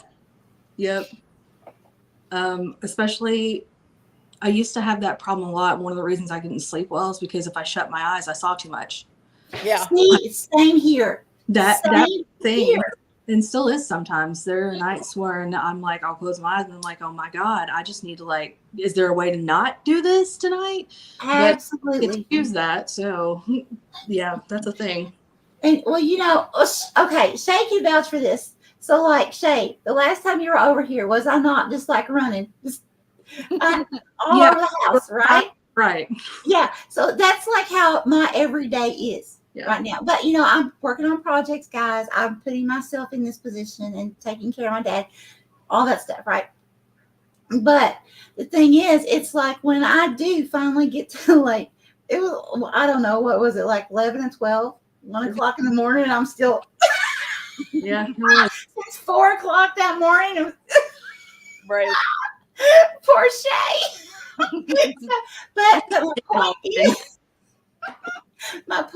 my point is that I don't know. I forgot my point. It left. Oh yeah. So, but my point is, it's although that I was really, really, really busy, the guides, as Shay was saying, could not get my attention. Not with angel numbers, not with anything, because I was all about business that night, wasn't I? Yeah. And I had been all day, business, getting her done, getting her done. But in the meantime, I was so closed off to everything else, including spirit. Okay. And so I could I was really trying to multitask, I don't know how many things at one time. And I got her done. But when I went to lay down was when, Shay said, it's as soon as I close my eyes, Michelle, go check on her. And you got to do this. Right. So So, you know, it's like, Well, I will tell you, absolutely. And just to go back real quick to time travel, my dog time travels. My friend has a cat that teleports and does stuff like that too. what? Oh How God. do you guys know? I have never heard of it. One day I was, how was it? So my dog does not like to be downstairs unless I'm downstairs, and he doesn't like to be upstairs unless I'm upstairs. And my upstairs, because my house is built into a hill, in the back used to be the front. So when you come in upstairs in my house, you come in where my bedroom is, which is kind of weird. But where I'm sitting now is down on the hill, and so it doesn't matter. Anyway, so he had gone upstairs. I was going to take a shower, and he was on my bed when I got in the shower. I live by myself, except the dog. I came out of the shower, went into the bedroom, and he's not there. I'm like, calling for him, Copper, where are you? Where are you? And then I'm like freaking out. And I look outside and he's out on the front porch. Yeah. Okay, so I put him in the house. A little bit later, we're outside together and he disappears. And I'm like calling for him. He's in the house. So then I go up to my mom's and I put him in the back of the car. I was just going to drop these plants. I had dug some perennials for her. And so I just needed to hand them off. So I put him in the back of the car because he wants to go everywhere. He's a doodle. He's big. He's not like something that can, disappear or whatever. So I put him in the back car. He barks the entire way up there. That's his thing. We get into the driveway and he stops barking. I hand the stuff off to her. I had the windows down so it wasn't so hot in the car. Come back out. He barks the entire way back down to my house. It's a quarter of a mile. And I'm having this conversation with him. You wanted to go. Stop barking. Why are you barking? And I'm yelling at him. I put the windows up. I'm still looking at him in the rearview mirror when I pull in the garage. I get out. I go back. I open the hatch to my SUV, and he is not in the car. That is so cool. Copper, he's standing behind me. Look at my mom. What do you mean? Too cool. All right. I've rubbed off on him. So Darren wants to know, have you ever looked at somebody and instantly been shown something they went through? Yeah. Yep. Yeah. Darren, you're funny. Darren, you need to be up here too. You have abilities too. He's better open. He's down here giving us questions, guys. I'm telling on you. Thank you, sweetheart. He's giving us stuff to talk. Fine. Okay, you guys want to comment on that though? You guys go first. Well, you want to say anything, Shay? Yes. All the time. I actually think that a lot of people who come across as super judgy really quick sometimes, I think, have this ability. And sometimes they don't realize that they're doing it. Most people that have that gut feeling, intuition, I think they all do it. I think everybody to some extent has some sort of an ability. It's just others tend to listen to it. Mm-hmm. It is hard if you're not prepared, if you know you're going to certain situations where there might be people who have had more of a rough life, rough backgrounds, things like that. I know working with patients or anytime you're dealing with the public, that can be really difficult because there's some things that I just wish to God wasn't capable of people going through, but it's a thing. On the flip side, the fun aspect is you're like, oh my gosh, I didn't know that. Tell me more. And you instantly find that connection with somebody. It works for relationships. All the things. I don't want to say I do it without like the person knowing, because sometimes you can't really control it. You just get a flash. Right. But I will say that it has come in very handy over the years, especially if you know how to kind of hone into it. Yeah.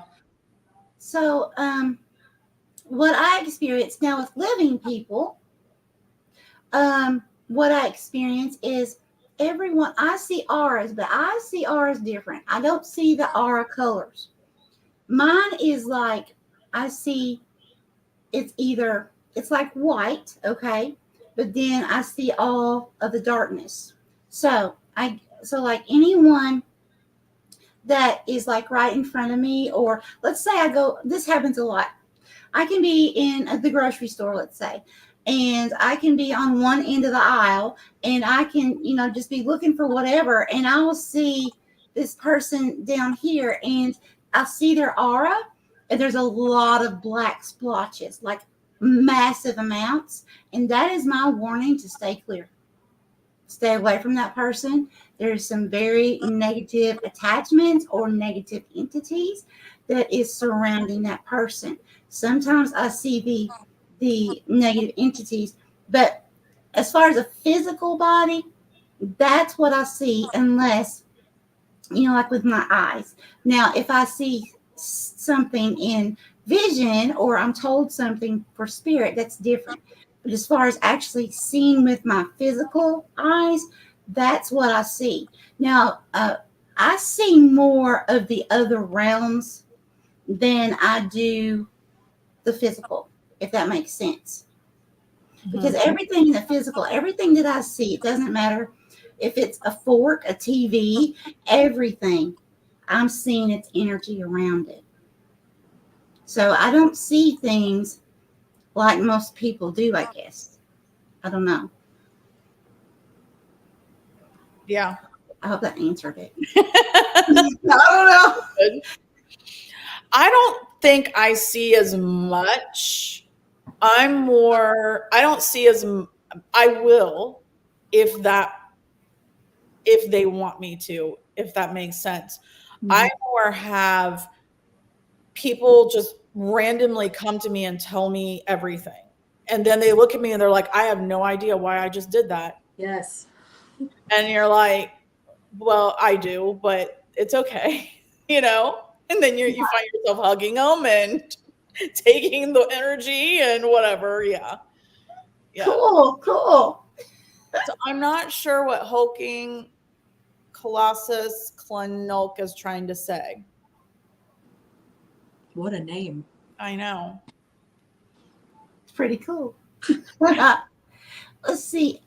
Someone else had another question too. Yeah, I get it, hulking. I do. Pretty cool. Okay, so it was Jack Mac had a question. Did we skip it?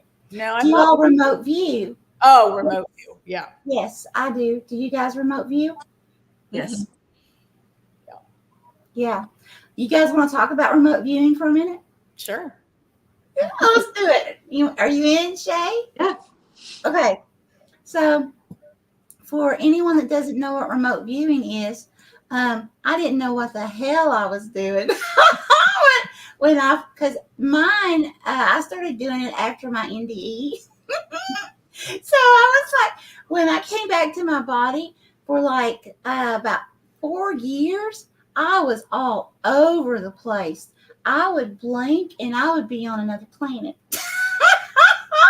I would blink and I would be in somebody's house. Mm-hmm. Yes. Yeah. My spirit. I would see people, things that we shouldn't be seeing. But my spirit was jumping everywhere. And I didn't know how to control it. And then finally, the extraterrestrials, the Pleiadians, they helped me to understand how to, in baby steps, how to control it and how to use it. So, and a lot of it was learning how to I had to stay grounded. That was one of the main things. I had to stay grounded. I had to have crystals around me at all times and keep them cleansed and charged to help absorb. because if not, I was gone. I would blink and I was seeing, like Einstein seeing floating 3D equations. I mean, it was freaky stuff. I'm like, what's going on? And I mean, it was just crazy. But it's cool, but I didn't know what to do with it. Didn't know why I was shown anything about math because I'm horrible at math. Like I got down giving IVs and all that kind of stuff, but the IV calculations and stuff. But anything past that, I did horrible in math. So I don't even know why I was seeing equations and geometry and all this stuff, but I was. What about you guys?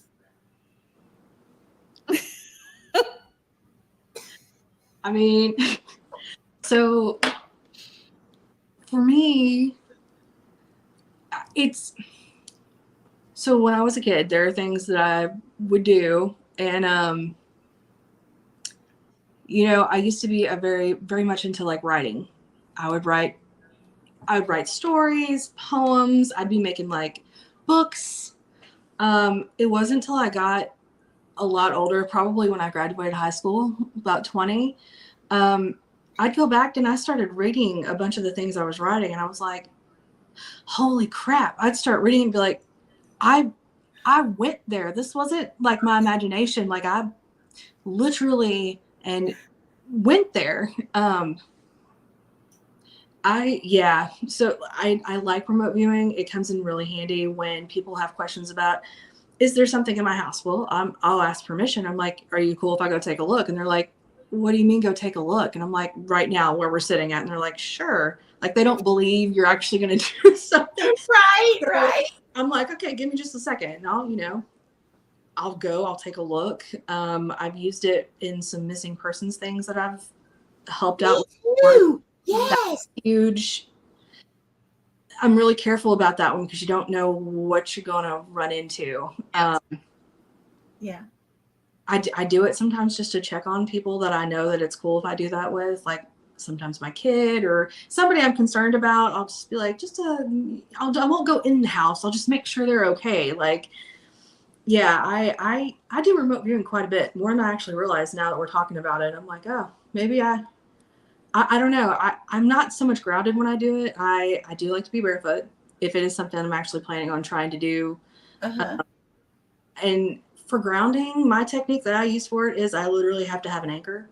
I will either tie myself to a tree because I can physically see that and I can touch it in the other realm and like pull myself back. Or I'll literally just drop an anchor like a big old one from a boat somewhere and be like, all right, I'll float away and I'll come on back. So I use the same technique for astral projection too when I'm doing that. So yeah, I'm a very tactile person. I have to be able to like touch it and feel it, even on the other side. Yeah. Yep. What about you, Stephanie? I haven't done it as much, or maybe I did and just didn't realize I was doing it. Mine's usually when I'm sleeping, but I can really concentrate on it. And so when we were doing the whole Denise Flum case, I did view a lot with that. Yes, we did. We both did. That's because that's how. By the way, they got new cold case people on it, so it's being reopened as a cold case. They lost the court case to be able to search the property that's left to be searched. So that's still. No. But Laura, love you, sunshine. Check your text. Hey, Laura. Check your text, Laura. So before we go to another subject, I want to tell you guys this because, talking about the remote viewing. So remember when I was telling you guys that when I first woke up, I was like everywhere, different planets and everything. So anyways, this one time, I had, for those of you that are new, usually when I go on a spacecraft, yes, I go on spacecraft and I communicate with them. But they usually have on a white lab jacket. And I think it's because I'm a nurse and they're trying to make me comfortable. I believe that's what it is. But I can't say for sure. But anyways, so one time I blinked and I was on a spacecraft. Now, most of my spirit guides come through as African American or Black ethnicity. For those of you who are not in the United States, that's what we say here. Okay. I've had people make comments, how dare you? Well, that's what we do. We say Caucasian or white, that's what we do in America. I don't know about other countries. I don't live there. So, anyways, most of my spirit guides are dark skinned. Okay. And which is really cool. But anyways, I ended up in the quarters of one of the black male, had on a white lab jacket. Okay. And he looked at me and he was like, he was shocked. In a sense, he was shocked, but he looked human, looked just like us. Okay. But it almost was like he was shocked to see me, but at the same time, he knew I was coming and was waiting for me. And I was floating when I was in his room. I was floating like from the ceiling, and because I was looking down at him, and he looked up at me and he said, "Woman, return to your maker." And boom, I was out. I was gone. Wow. Yeah, like he got onto me. Mhm. Yeah, and I don't know how I got there. What I just blanked. I don't know. Well, speaking of this kind of stuff, have you guys ever levitated on purpose? I never have. Not. I thought I was losing it, but I've done it a couple times in my life, and it was intriguing. Mm-hmm. Really? I was experimenting with it. Remote hugging, stuff like that, like remote, those kind, like you can actually feel a person hugging you from across the world, stuff like that. And so I was also experimenting with all those kinds of things. And I was laying back in my recliner and I literally felt myself rise because I was concentrating on making myself rise, and it freaked me out. It was my feet. Yep. Yeah, it was my legs. I was sitting in like an old wingback chair trying to I was upset because I've been trying to like meditate, which that word puts so much pressure on it for me that I'm like, I'm just going to call it quiet time. And yeah, I had my eyes closed and I was like, man, I feel like I'm floating. And then I went to like wiggle my toes on the carpet. There was no carpet. Like it was the weirdest. And it was only like a split second, but I was like, oh, you know, like, Yeah. there's no way that just happened. Like Chris Angel's got to be up in here somewhere. Like it was, Right. I was like, oh my God, it freaked me out, but it was very neat. Right. Cool. So, Jack Max says, for a person who has multiple personalities, who we see as crazy, are they really dealing with past lives? What do you guys think on that?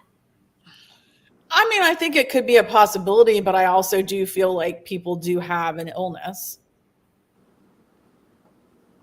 What do you feel, Shay? I mean, I agree with that.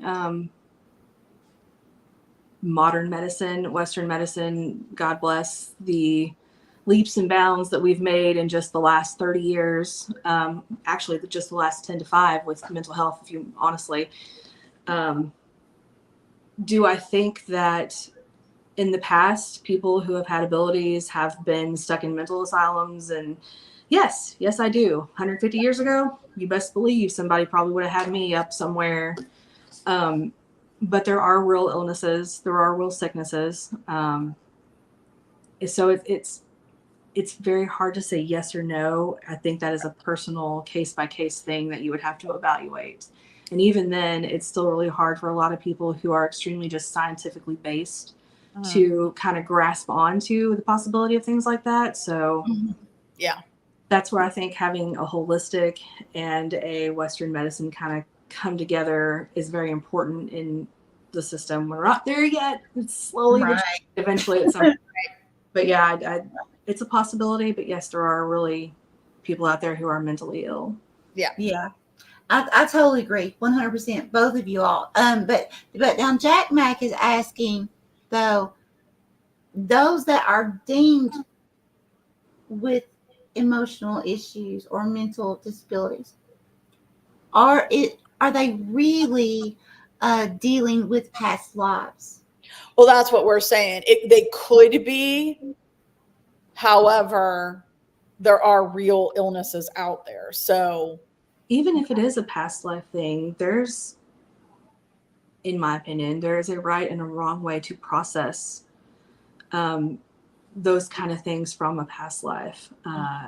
And if they can't cope with it, then there is something going on that they would need help with. Yeah. It's, again, yes, it's highly possible that they could be dealing with that. Well, both of us know someone in my family, think, without saying it. We both know someone that would fall under. Someone who, because it runs in my family, the abilities. Mm-hmm. This person has abilities. Right.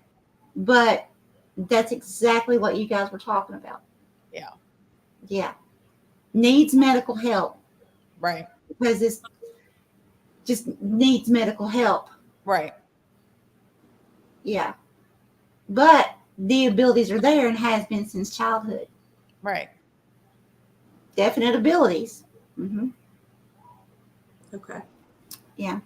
Darren agrees too. You know who I'm talking about, Darren, right? Of course. Yeah. Mm-hmm. Yeah. These are very good questions, guys. Okay, so guys, we've been on here almost 2 hours. What do you say? Are you guys up to? And this has been so much fun. It doesn't even seem like it. I know. What do you say about we invite at least a few people up if you guys feel like it to come up with us and tell their most amazing investigation or paranormal story? You guys up for that? Yeah. Okay, let's do it. Okay, guys. If there's anyone in the live, if you would like to come up here with us, we can only do one of you at a time. Let us know in the live chat right now, and we will most certainly bring you up. Let's see. Darren said, let's see. Marcia says, a lot of doctors definitely try to say that when you say you hear and see things for sure, but most it's abilities. Yes, I definitely agree. Marcia. I believe a lot of it is abilities. See, listen, when I was having to go to the pain clinic, where I had the accident. And when I was going, and I was going through the awakening at the same time. And so at the pain clinic, part of the rule is that you have to once a month you have to be seen by a psychologist. So I was visiting my psychologist, and so she was assessing me, and I was telling her all about my experiences, and I already knew because I'd been having experiences anyway since I was 3. I knew all my life what I would get, right? So but I told her, I was honest with her, and she said, oh, so you're disassociating due to pain. I said, no, I just told you I've been doing this since I was 3. Right. So what about, I just had the accident a few years ago. So how does that correlate? 3 years old, all my life, now it's associated to pain, dissociation, that I'm dissociating from the pain in my body. So I'm going other places. I said, so, and the thing is, once the pain was gone for good, these things are still occurring. Right. Right.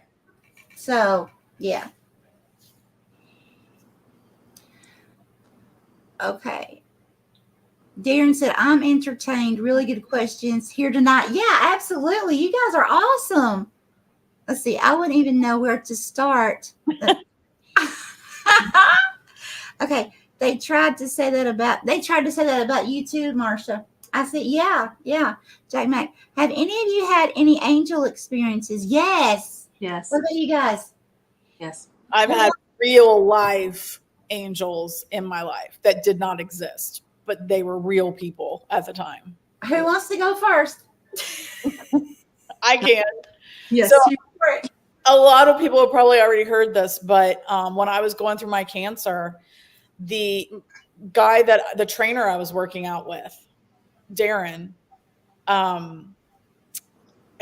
I still was working. I mean, I started working out with him before I was diagnosed. Then I was diagnosed. And even though I was paying him a fortune, I still went to see him twice a week, even if all we did was walk around the track, because that's all I had in me after chemo or whatnot. And he was Baptist and he would pray over me. And I knew everybody in that gym didn't want to go to him because he was different. And why would you let him? You guys are weird. And he's praying over you and he's got holy water and all this stuff. But he was like, he was the one that taught me not to let the negativity in. He was the one that taught me all that. He kept me moving and going forward. And as soon as I was finished with my treatment and was given the "you're good for now," he disappeared. He wasn't at the gym anymore. But yet he will text me once in a while and he will send me a Facebook comment once in a while, but then he's off the grid. Like nobody knows, you can't find him again. Like he's there for a second and then he's gone again. The lady that I got my first breast prosthesis from lived or had a place in Indianapolis and a place in Louisville.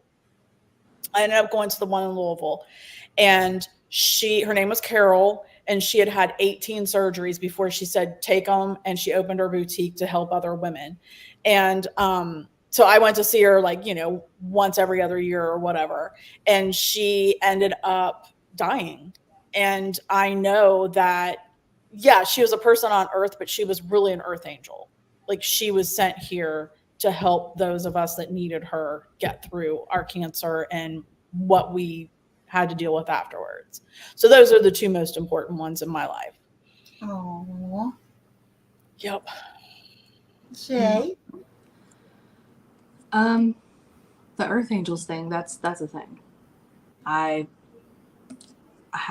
There are 3 people I can think of in my mind that one of them, I've never seen them again. I have no idea. Like I've looked up names before, cannot find them. It's like they fell off the map.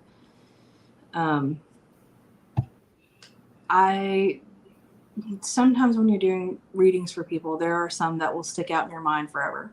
Mm-hmm. And I did a reading one time for a lady who was having an internal battle, literally for her soul. Still to this day, and that was one of the first ones I did professionally, like out loud for somebody.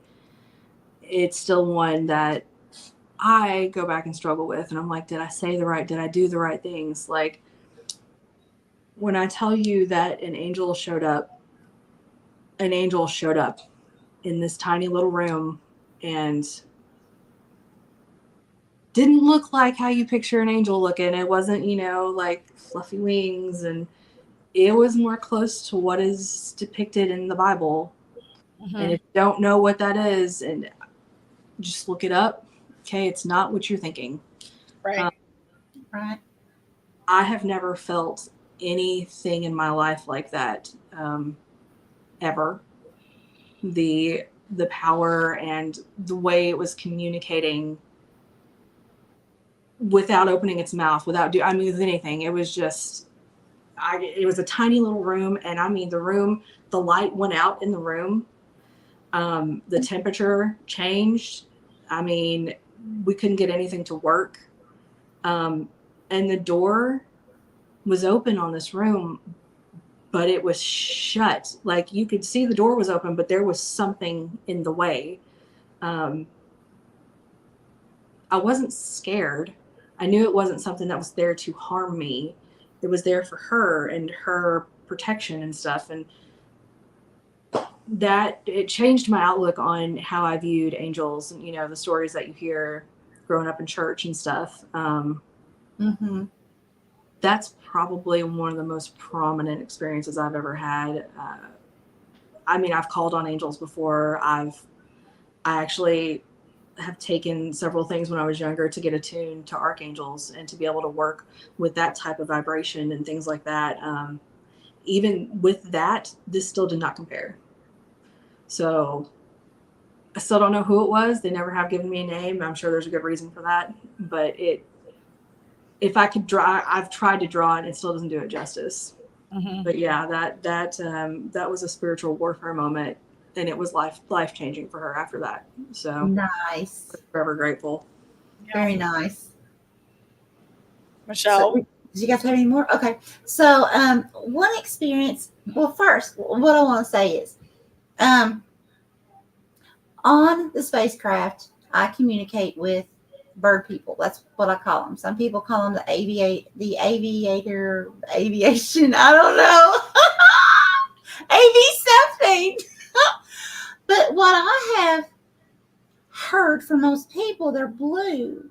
I don't see blue bird people. I see regular human beings that are like us in part bird. They will have bird beaks, like kind of like Tweety bird. Some of them are really long. Some will have different sections, you know, like they're not all the same. Some will have wings, like we know as angels. Okay. Some will have, you know, just the beak. Some will have, you know, just different things, and some will have a lot of bird. Okay. So I do feel like a lot of things that we've been taught, what was seen in the ancient times, were literally the bird people. They were extraterrestrials that were coming down to Earth. Okay.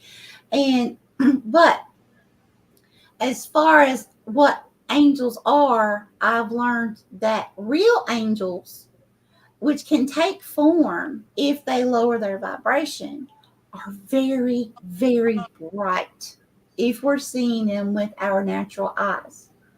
Okay, so like it's a brightness that basically it doesn't exist in this realm. There's no way I can explain it. It's just there's no way to recreate it. It may be close with AI and things we see in the movies, but it's much brighter. And what I saw once was, this was when I was bedfast, and I remember I wanted so bad to walk again, and all of a sudden I saw this big. It was like a blob.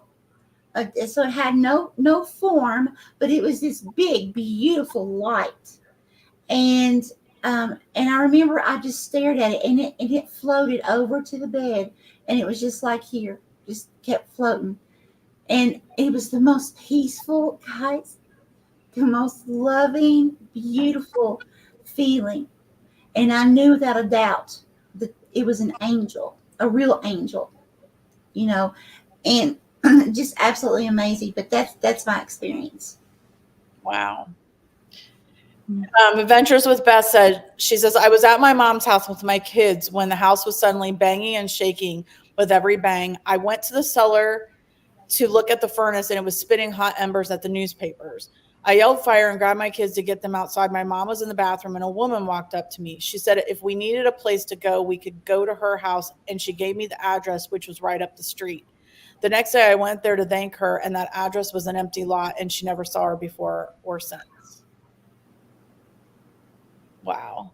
Wow. Wow. That's so cool. Yeah.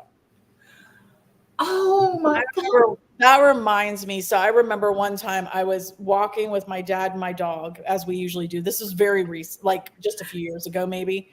And we stopped at what used to be my grandparents, but my aunt and uncle live there now. We were talking to my aunt, and we saw this woman who we never knew. We have a dead end road who we've never seen, walking on the lane, going down the lane to the dead end part.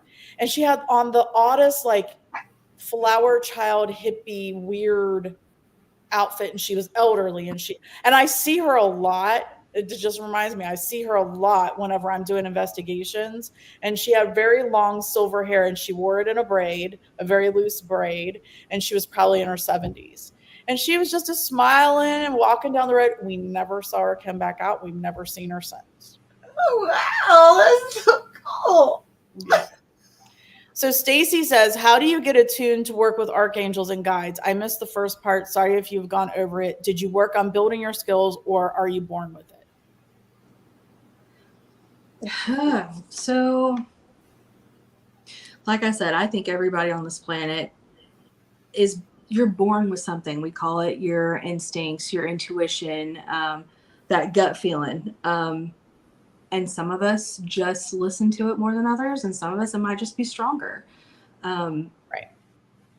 Specifically working with that high vibration, and that is what it is. It is a higher level of vibration that when you are working with that realm. Some of it, I researched a lot of stuff, and when you start digging into the lore, the stories, the history, of angels and like appearances throughout the centuries and millennia, you can start piecing things together and things start kind of just falling into place with you. There are classes you can take specifically for archangel attunements. It is not something that I offer, probably will never, because that is not for me to teach somebody else. But there are people out there, if you find a trusted teacher who is willing to do those kind of things. But you can go online and start looking at, specifically for you, those weird symbols and things that you keep drawing and seeing sometimes that you don't know why keep repeating themselves. You can't find it in the runes. You can't find it in any history book. Keep digging. You're onto something. That's almost how it started for me. I was drawing Enochian symbols and didn't know what the heck it was. Nice. And still, there are still things that I draw now, even when I'm doodling, and I'm like, that's got something to it. And then I'll start doing some digging, and then I'll send it to, I have a friend who's a very, very smart person. And when I say smart, they're like one of the most major scholars I've ever met in my life. And I'll be like, hey man, I drew this. Does this look like anything to you? And he'll be like, hey, back in, I don't know, 50,000 years ago, they found this on a cave. And I'm like, okay, then. So yeah. There are ways to study it. Honestly, it really is just soaking up all the knowledge you can. I think the more that you know about a subject, the easier things come to you, and the more you're kind of opening yourself up to that possibility. Mm-hmm. Also, talk to your guardian angels. If that is something that you believe in, see if they can kind of help you in maybe getting a download or more attuned to something, or just opening you up to receiving information. Because like where it is a higher level, it comes through differently. That ringing in the ears, it's weird. It's a different way to experience things than what we do in this realm. Right. And you'll know when it's happening. Like you won't question if it happened. You right. will know. Right. It's a thing. Yeah. I like what Beth said. I believe we are all born with abilities. Some of us are just more in tune to it and allow it to happen. Yes. I always say that too. And I always say those of us with abilities, the reason why we have abilities is because we listen to them, and we don't, we stop questioning crazy messages that come in, or the weird things we see, or the nothing is a coincidence, those types of things. So yeah, for sure. Mm-hmm. So DJ says, how do you protect yourself from negative vibes, energy without crystals, jewelry, sage, etc.? I saw a woman on TikTok who did this crisscross motion and said a mantra, and I can't find it now. She literally cleansed herself after any negative interaction. She says, I know you can envision yourself in a pink bubble, but I guess I'm thinking more like a quick cleanse. I've done a class on this. I've actually done some seminars on this before. Oh, cool. So what do you do? Okay, so yes, you can do the bubble thing. One of them I did was building your bubble. I make it very simple. A lot of the stuff I when I teach, I will be like, that movie or this character, because that's how people remember things. Have you seen Twilight? She's a shield. Oh my God, I love literally. I know that everyone's like Twilight, but Bella is a shield, and she projects with her mind, and she does it very quickly. Literally all it is taking your own energy and just throwing it around you. Now, as far as making symbols and signs and stuff like that, it could be as simple as, I've got a paper clip. You know what? I'm going to put it in my hand. This thing's going to protect me. I'm empowering it with whatever it is that I need. I put it in my pocket. I'm good all day. It is literally whatever faith that you put into whatever you're doing. If you make a certain sign like the cross, then you're protected. If you think making the X's, I know there are some religions that X's are very powerful. But it is really symbolism. It's what you give it meaning to. Right. Yes. It's all in our, we're all in control. It's all energy, baby. That's it. Right. That's all it is. Exactly. Yeah. And I think probably too, the more you the more you protect yourself and shield yourself before the negativity, if you can. So if you get into the habit of, like, I'm the protector of my team. So I always say the prayer, I always protect us before we do anything. And I protect myself before I go to bed, or I protect my family. So the more you get into the habit of protecting yourself beforehand, the better off you are too. Then you don't have to really cleanse because you've already protected yourself. It's just making a force field. Yeah. I mean, that's pretty much what it is. There are certain things you can do too that there's a thing that I do sometimes, depending on where I'm at. You'll see me grab my wrist or tap it or do something. It's kind of like activating it for me. I have a couple bracelets that I do that with too. But that motion for me is just like force field on. Yeah. I'm a nerd. It's really bad, but like that is the best way that I can explain it. But the symbolisms, the drawing things in the air, sigils, runes, whatever you might want to use, those are actually really good go-tos. I use them quite a bit when I'm doing protective stuff. I'll make it on myself. I'll put it on a wall. Yeah, Right. they're easy. And so what I do is I just command it. Because I've learned, so this just goes to show you, Diane, and everyone watching, it's just intention. So like I have built such a trust with God and the Holy Divine, and that I trust everything, because they've never lied to me. Spirit has, when I say spirit, I'm talking about all realms of love. Okay. Spirit has never lied to me, ever. So that being said, I have 100% trust.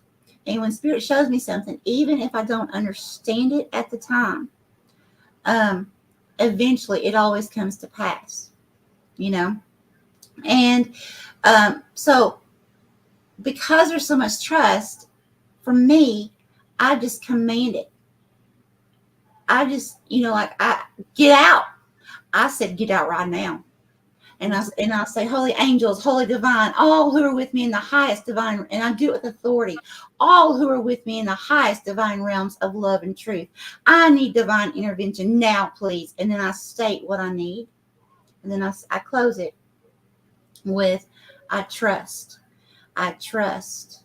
I trust, each time taking a very deep breath, because what the deep breaths do is help calm that anxiety down. Okay. And so as we're calming down, we're beginning to more sink into trust instead of being in fear. We start out in fear. We start out in, oh my God, this is happening. I need divine intervention now, please. And then we end it with these breaths, very slow. I trust. I trust. And then I trust again. So be it. It is done. That's what I do. Right. And it works for me, but that's just because it works for me doesn't mean it's going to work for anybody else. I think we all have to kind of like find our own thing that, what do we believe? Yeah, you customize it for sure. Yeah. We have one of the viewers wants to know what your YouTube channel is, Shay. So my everything that you can find, my YouTube channel, my Facebook, Instagram, TikTok, all of it is under Psychic Artist Shay. And I am going to be starting to do a whole bunch of uploads and stuff to it. I also have a podcast venture and another channel I'm about to start with a friend of mine. It's called Two Broke Witches. Oh, cool. Yes. So all those things are about to start at the end of this month, and then also mid-October.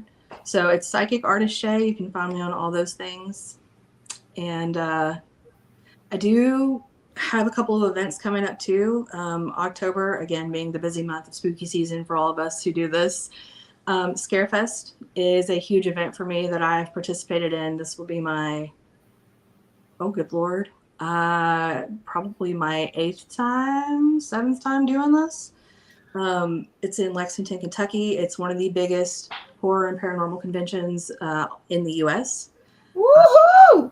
Speaking there on Friday. I'm the first speaker to kick off the event, and then I will also have a table all weekend set up doing readings and mingling. Basically, it's an excuse for me to go and have a good time and make friends. And so You that's know I'm going to be there. do what? You know I'm going to be there. That's fine. Come on down. Come on down. Mel and I were going to do, what was the one we were going to do? It's down in Lexington. It was like once a month. And Oh, you're talking about your Mystical Market. Yes. I've done that a whole bunch over the years. Love it. Absolutely love it. But we never pursued it because we were going to do it the way we do together, like do it as a team. Mhm. But we never actually got to pursue like even reaching out to see how we could get in or anything like that. Yeah. So, I may know somebody who knows somebody who. Come on, girl.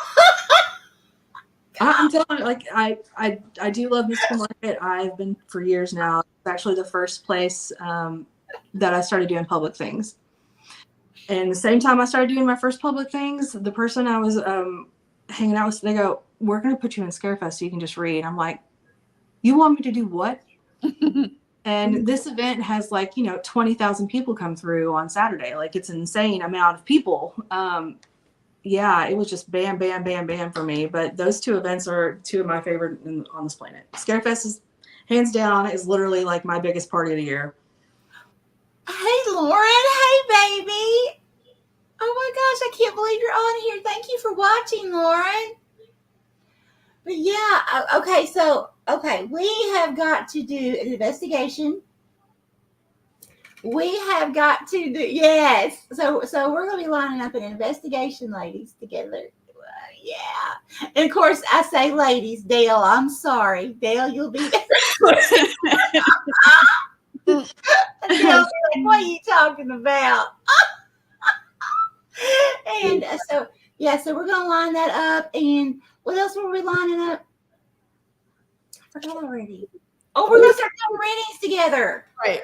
The three of us on here. I can't find Shay either. I'm looking right now to see how easy it was. On YouTube? Yeah. Is it already up? Yeah, the page is open. Are you following her already, Michelle? Yeah. Can you put the link to her? I'll try. If I disappear, guys, I'll be back. Oh my gosh. Can y'all still see me? Yeah. Okay. I'm typing stuff. I'm getting ready to type stuff in here. So this is the thing that happens to me a lot. Technology doesn't work for me. Yeah. I have had whole things just disappear and then come back, or I don't exist for a while and then it'll show up for everybody. Oh my gosh. Don't know why. YouTube is hard. YouTube is hard to find people. I can't sometimes search for channels that I've watched every single episode of theirs, and I try to search for them, and it doesn't bring them up. It's the weirdest thing. That's so strange. Mm-hmm. It's the weirdest thing. Here But you are.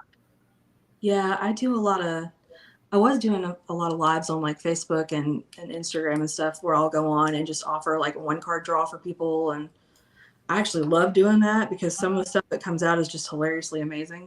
Right. Yeah, Michelle and I have had 4-hour lives doing readings together. I think the last one I did was like 2.5. Yeah. And I didn't realize how late it was till my kid was like, "I gotta go to bed." And I'm like, "Oh my God, okay, hold on." Right? Yeah. I think I've got you on Instagram. Did it come up? Yeah. Okay. Is it clickable? Did I do it right? I don't know. Let us know, Beth, if it's clickable. Well, I'll tell you what. And it's also, I'll type in your @ thing here.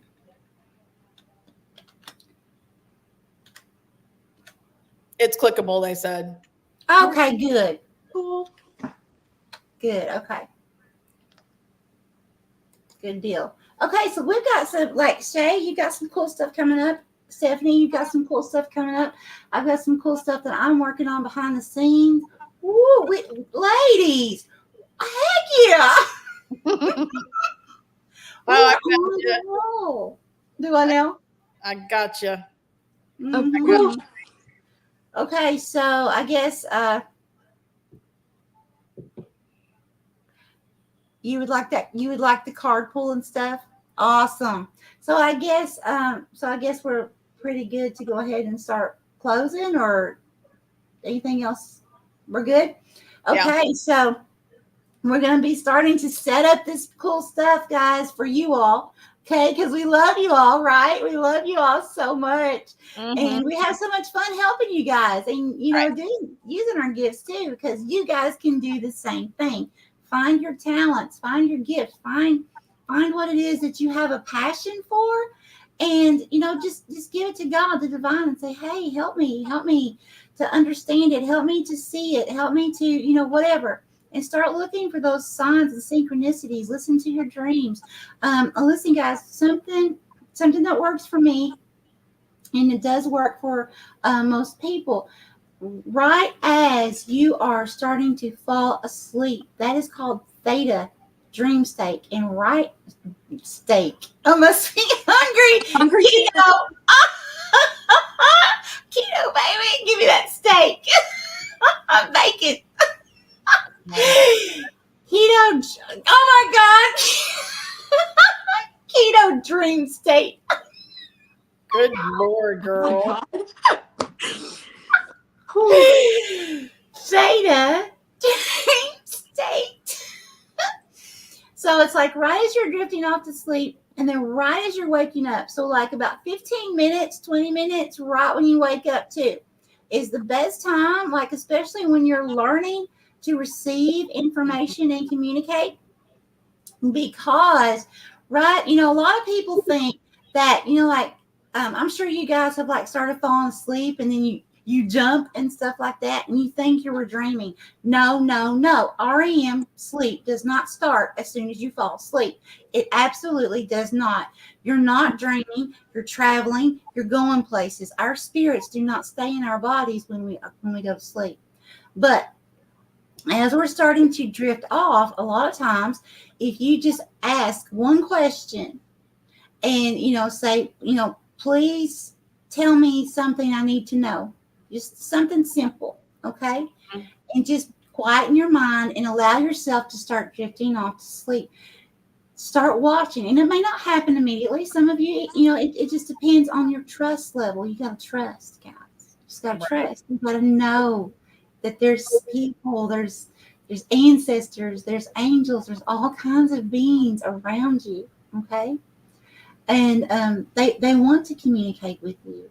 And that's one reason why, too, that, certain people have open abilities, because we're helping usher you in during this awakening. So you can use yours, too, and be just like us, right? Because we're not these big, huge, special people, okay? We all are. Okay, and it's just the thing that everybody has to get that in their mind and understand. We're all like this with our own uniqueness, right? Mm-hmm. Yeah. So, anyways, I guess we're gonna go ahead and get off of here. Much love to you guys. You guys ready to close? Yep. Thank you guys for having me on. Absolutely. Oh, you're so very welcome. Thank you so much, Shay. Thank you so much, Stephanie. I love you guys so much. Don't go anywhere, Shay, yet. Okay. Right. Yeah, we're gonna get this stuff playing. Capricorn. Right. Well, and Cancer, Shay, she's a Cancer, our opposite sign. So we got this. Workaholicism. Hey, everybody. Good night, guys. Good night.